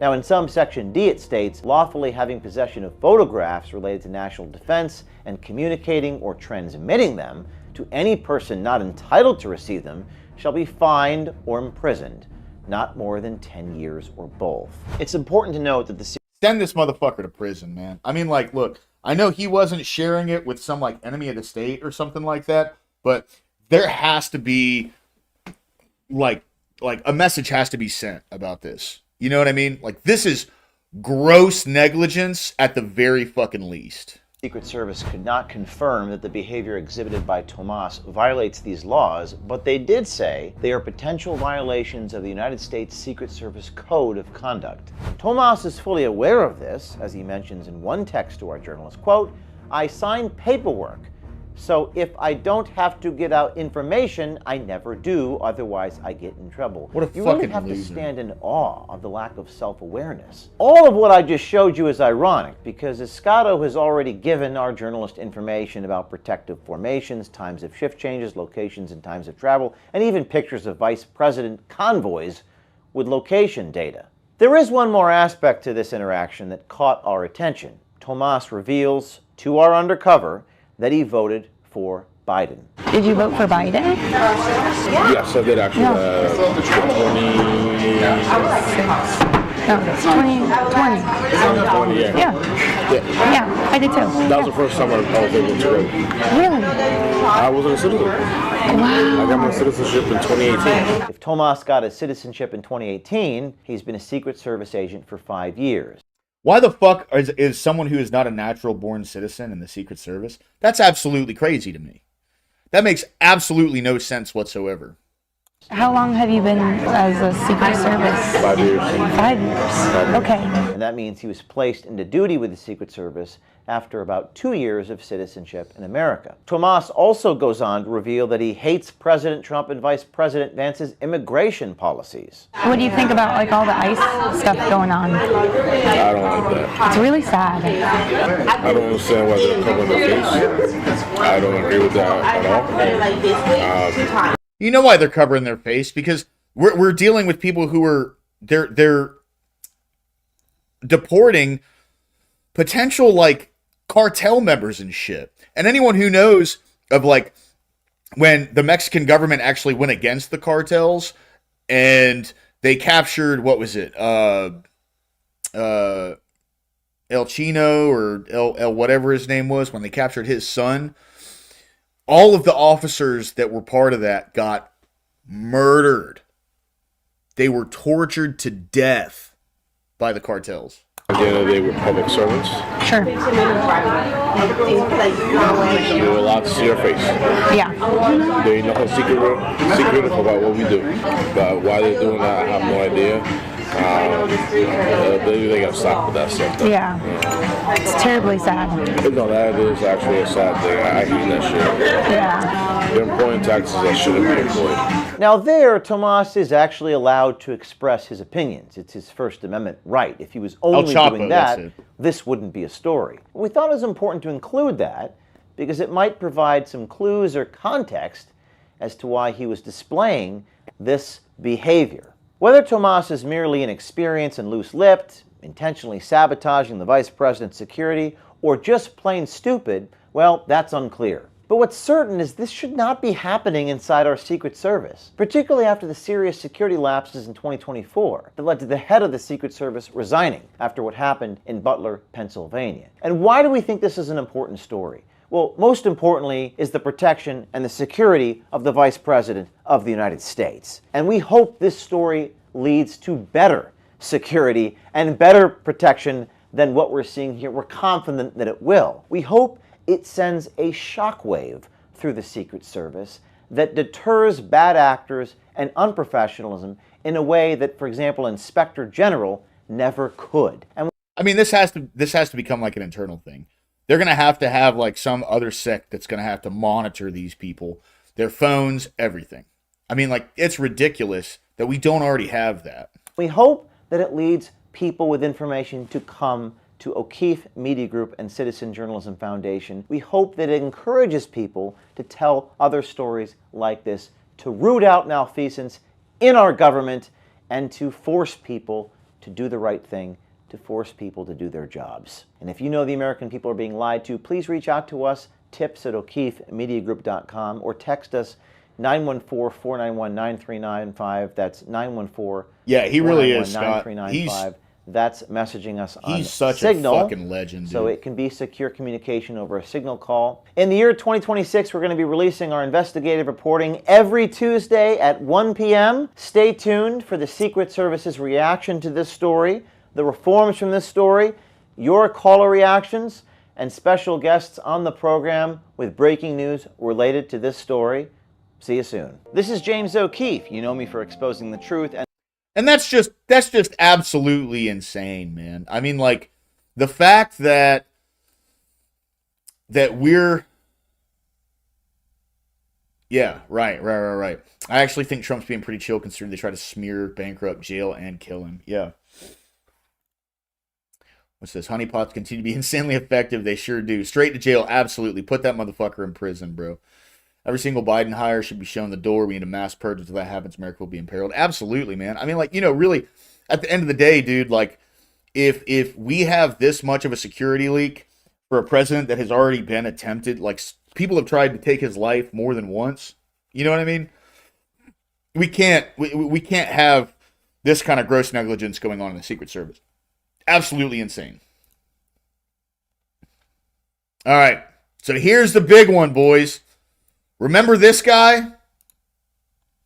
Well, he's back.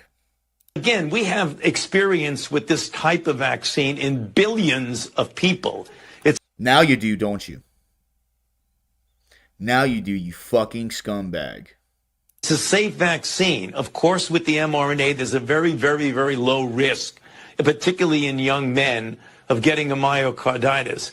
But if you look at thought it was safe and effective. The risk of myocarditis from COVID itself is greater than the risk of the vaccine. And has that even been proven that COVID gives you myocarditis?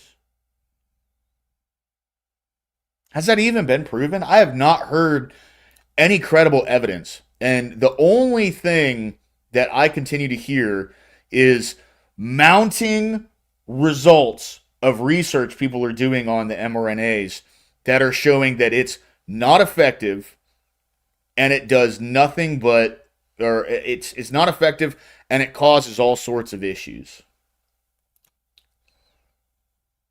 Here's the last one for the night, guys. Implant aborted baby parts into lab animals. Have you heard of that story? In young men, right, Ag, exactly. The demographic of people that were some of the most protected from COVID, who didn't have like serious comorbidities or anything, they still fucking forced that shit on us. Sort of research? Yeah, we did an analysis a few years ago showing that over 90% of why the fuck do you have your dog? Dude, this is like insane to me. Experiments with using human fetal tissue and putting them involved animals were funded by Fauci's NIAID. Do you know where they're getting the aborted human fetal tissue? A lot of it is happening at colleges and universities that have affiliated hospitals that perform that procedure. Madam Chair, I think we need to look into that as well. Implant. Boys, I'm telling you. This year is going to be fucking crazy. This is going to be a wild year.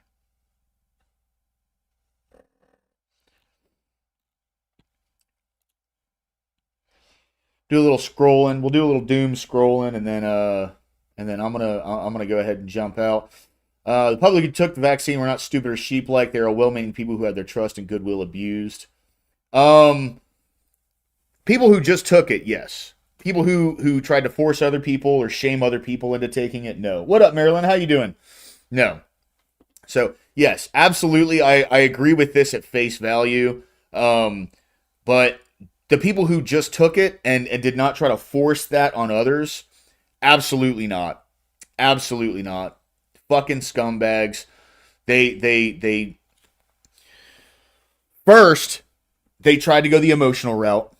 If you don't take this, you're a bad person. You're killing other people.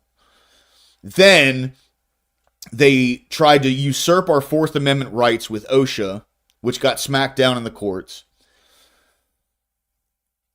And then when it came out that they were nowhere near... What's up, Marilyn? How you doing? Welcome in. Then when it came out that people who were getting the shots were getting COVID, they blamed the people who didn't take the fucking shots. That's insane to me. That's crazy. The people who took the shot that's supposed to protect you, they're getting it because of the people who didn't take the shot who have no protection. Makes no fucking sense whatsoever. X's algorithm is designed to radicalize the user. Payment system is designed to radicalize the content creator. X is on a free speech platform. What a fucking... What's the biggest sign of low intelligence following us on Twitch? That's based. Melissa Gilbert. Who's Melissa Gilbert? Anybody know?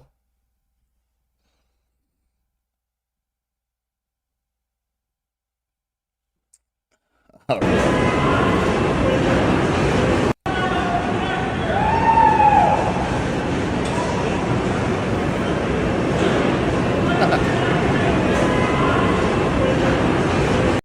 He said, fuck you.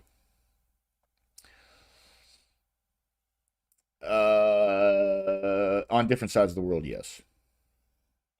Not in the same society. What's up, Dusty? Good to see you, man. Good to see you, bro. Cheeseburger bribe. What's that?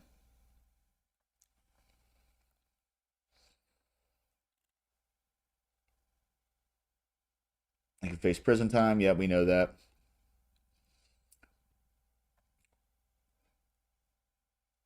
Trump admits this is nothing but political retribution. Minnesota voted against him 3 times, and now he's punishing us, putting lives at risk and wasting enormous resources in the process. He's so cooked, man. He's so fucked, dude. This is great. He's got to be shitting his pants, dude. Like, in a big way. Holy shit, listen to this change to the Supreme Court. For equal protection purposes, what does it mean to be a boy or a girl or a man or a woman? Under the Equal Protection Clause. This is for a category. This is the kind of shit. I don't know why they continue to die on this hill. I have no idea why they continue to die on this hill. It's great, and I hope they continue to do it. But this is the least popular aspect of their platform, and it's still one of the front runners of the things that they run on.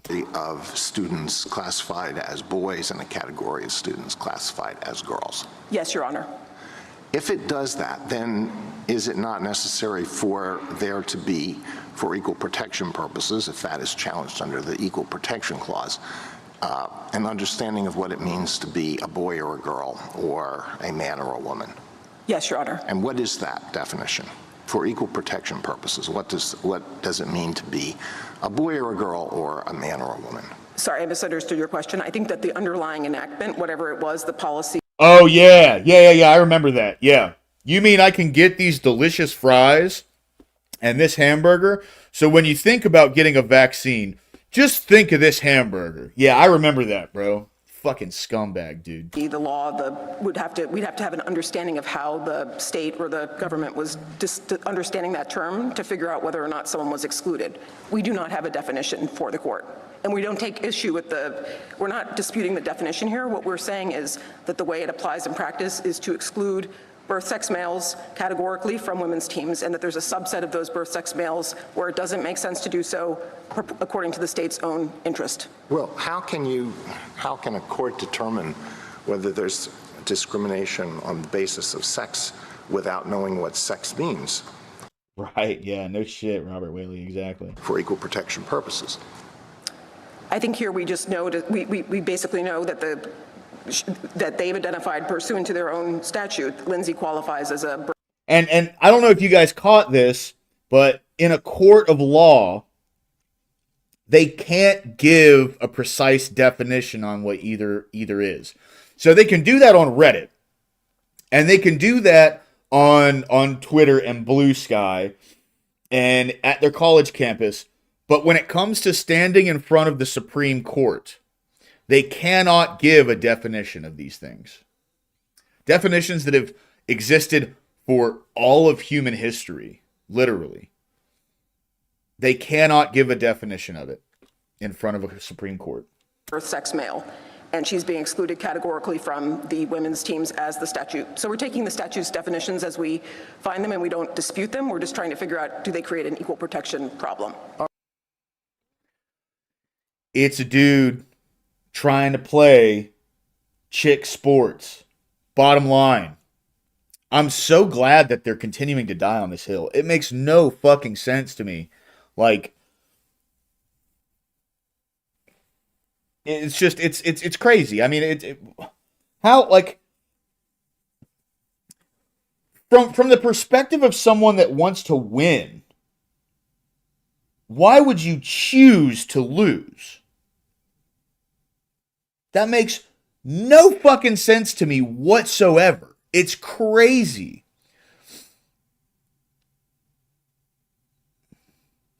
See, so this is the thing, right? This is what they have wrong, okay? So it says, notice how ICE isn't operating in Texas and Florida, states with far more undocumented immigrants than Minnesota, and strong support from local governments. They don't care about undocumented immigrants. They want retribution escalation. They are operating there.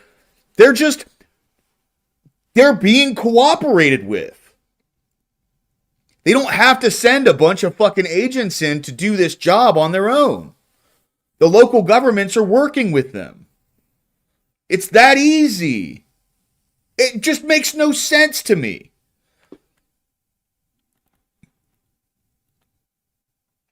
See, this is why, so X has just become such a cesspool of bullshit. On both sides, by the way. But, like, it's become such a cesspool of bullshit. And as I doom scroll, it makes me, like, sick to my stomach sometimes when I see some of just this countries with the most transgender surgeries per year, Thailand and Iran. I don't know if there's any truth to that. I really don't. I highly fucking doubt it, I'll be honest. Group of anti-ICE liberal protesters were seen detained and cuffed trying to impede on ICE agents trying to conduct federal operations. Yes, exactly.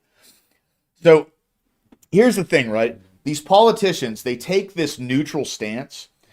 They take an opposing stance vocally, but then when it comes to actual action, they take a neutral stance. They just don't help. So they let all of these people come out and get arrested and pepperballed and tased and shot, and then the politicians can come out and talk about how bad of a thing Trump is doing when they're not actually doing anything to fight it. And all they're doing is they're just losing more of these protesters now. These people are all going to go to prison. It is a felony to impede federal operations. It's a felony. And I get when you dislike something, going out and protesting it. But if you're impeding, you're committing a crime. This is what the country voted for. Right, exactly. Yeah.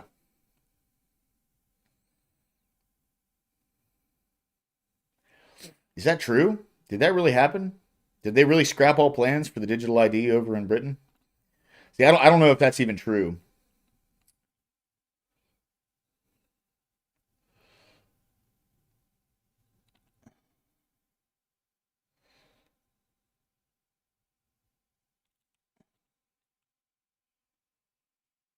I don't know. So here's the thing with Greenland, right? And this was a good point that I saw someone make. So this whole thing with Greenland, a good point I saw someone make was, Europe was not like heavily militarily patrolling Greenland. They weren't taking care of it in that respect. It's a very strategic piece of land. And what one person said was, Trump probably doesn't even actually want to buy it or like invade it or anything, but him threatening to do that, they just sent a whole armada over to Greenland to patrol around it to keep the USA out. Well, now it's protected and it's secured, so we don't have to fucking buy it. It's that simple. You know what I mean? Kind of a, when you think about it, it's like we got what we wanted out of that.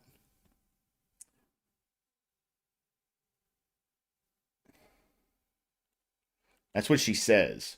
See, like when the people who get arrested, who get handcuffed and all that, when they're the ones telling you the course of events, always take it with a grain of salt. Where's Macron's husband? I have no idea. The sky over Birmingham just turned bright pink and everyone freaked out. People in Birmingham were stunned. The sky suddenly lit up neon pink glow as storm Goretti rolled through the UK. Oh, yeah. It's not my Birmingham. That's the other Birmingham. I was like, that never happened today. With the trillions in aid that's been given to African countries, what's stopping most African governments from doing this? Corruption. I mean, like, that was the CCP's whole idea when it came to going down to Africa and giving these big loans to these countries in order to, like, you know, utilize their resources and build things there, is because they knew these countries are corrupt as fuck and they would default. So when they default, now you get the resources and the land, and that's it. This guy's such a fucking retard. Jackson Hinkle, American Communist Party. What a fucking loser, dude. Maduro did nothing wrong. He literally caused, like, the second largest humanitarian crisis in human history.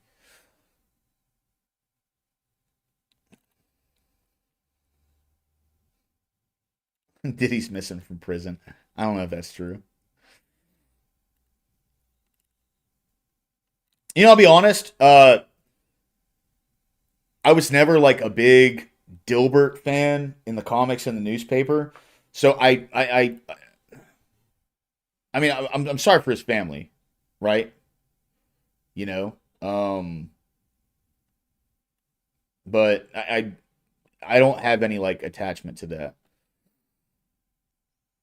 Yeah, right. What Trump did in Venezuela was terrible. This is exactly what was going on over in Libya every Sunday.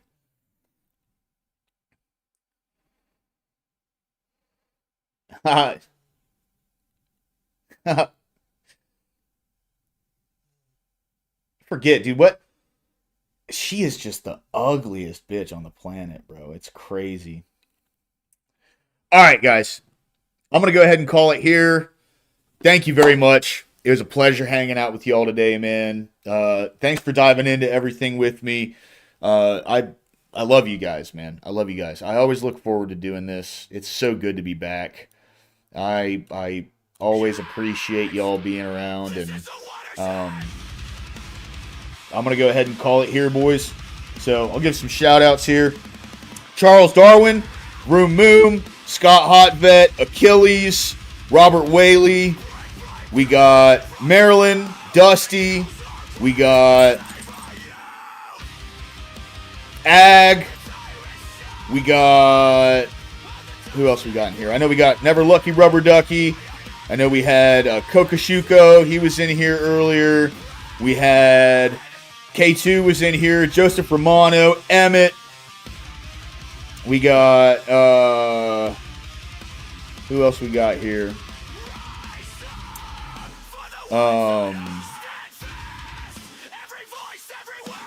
That might be it. That might be it. Oh! Big shout to Corey Barton. Hey, guys. Thank you all very much. I love y'all. Y'all have a great night. I hope to see you again soon.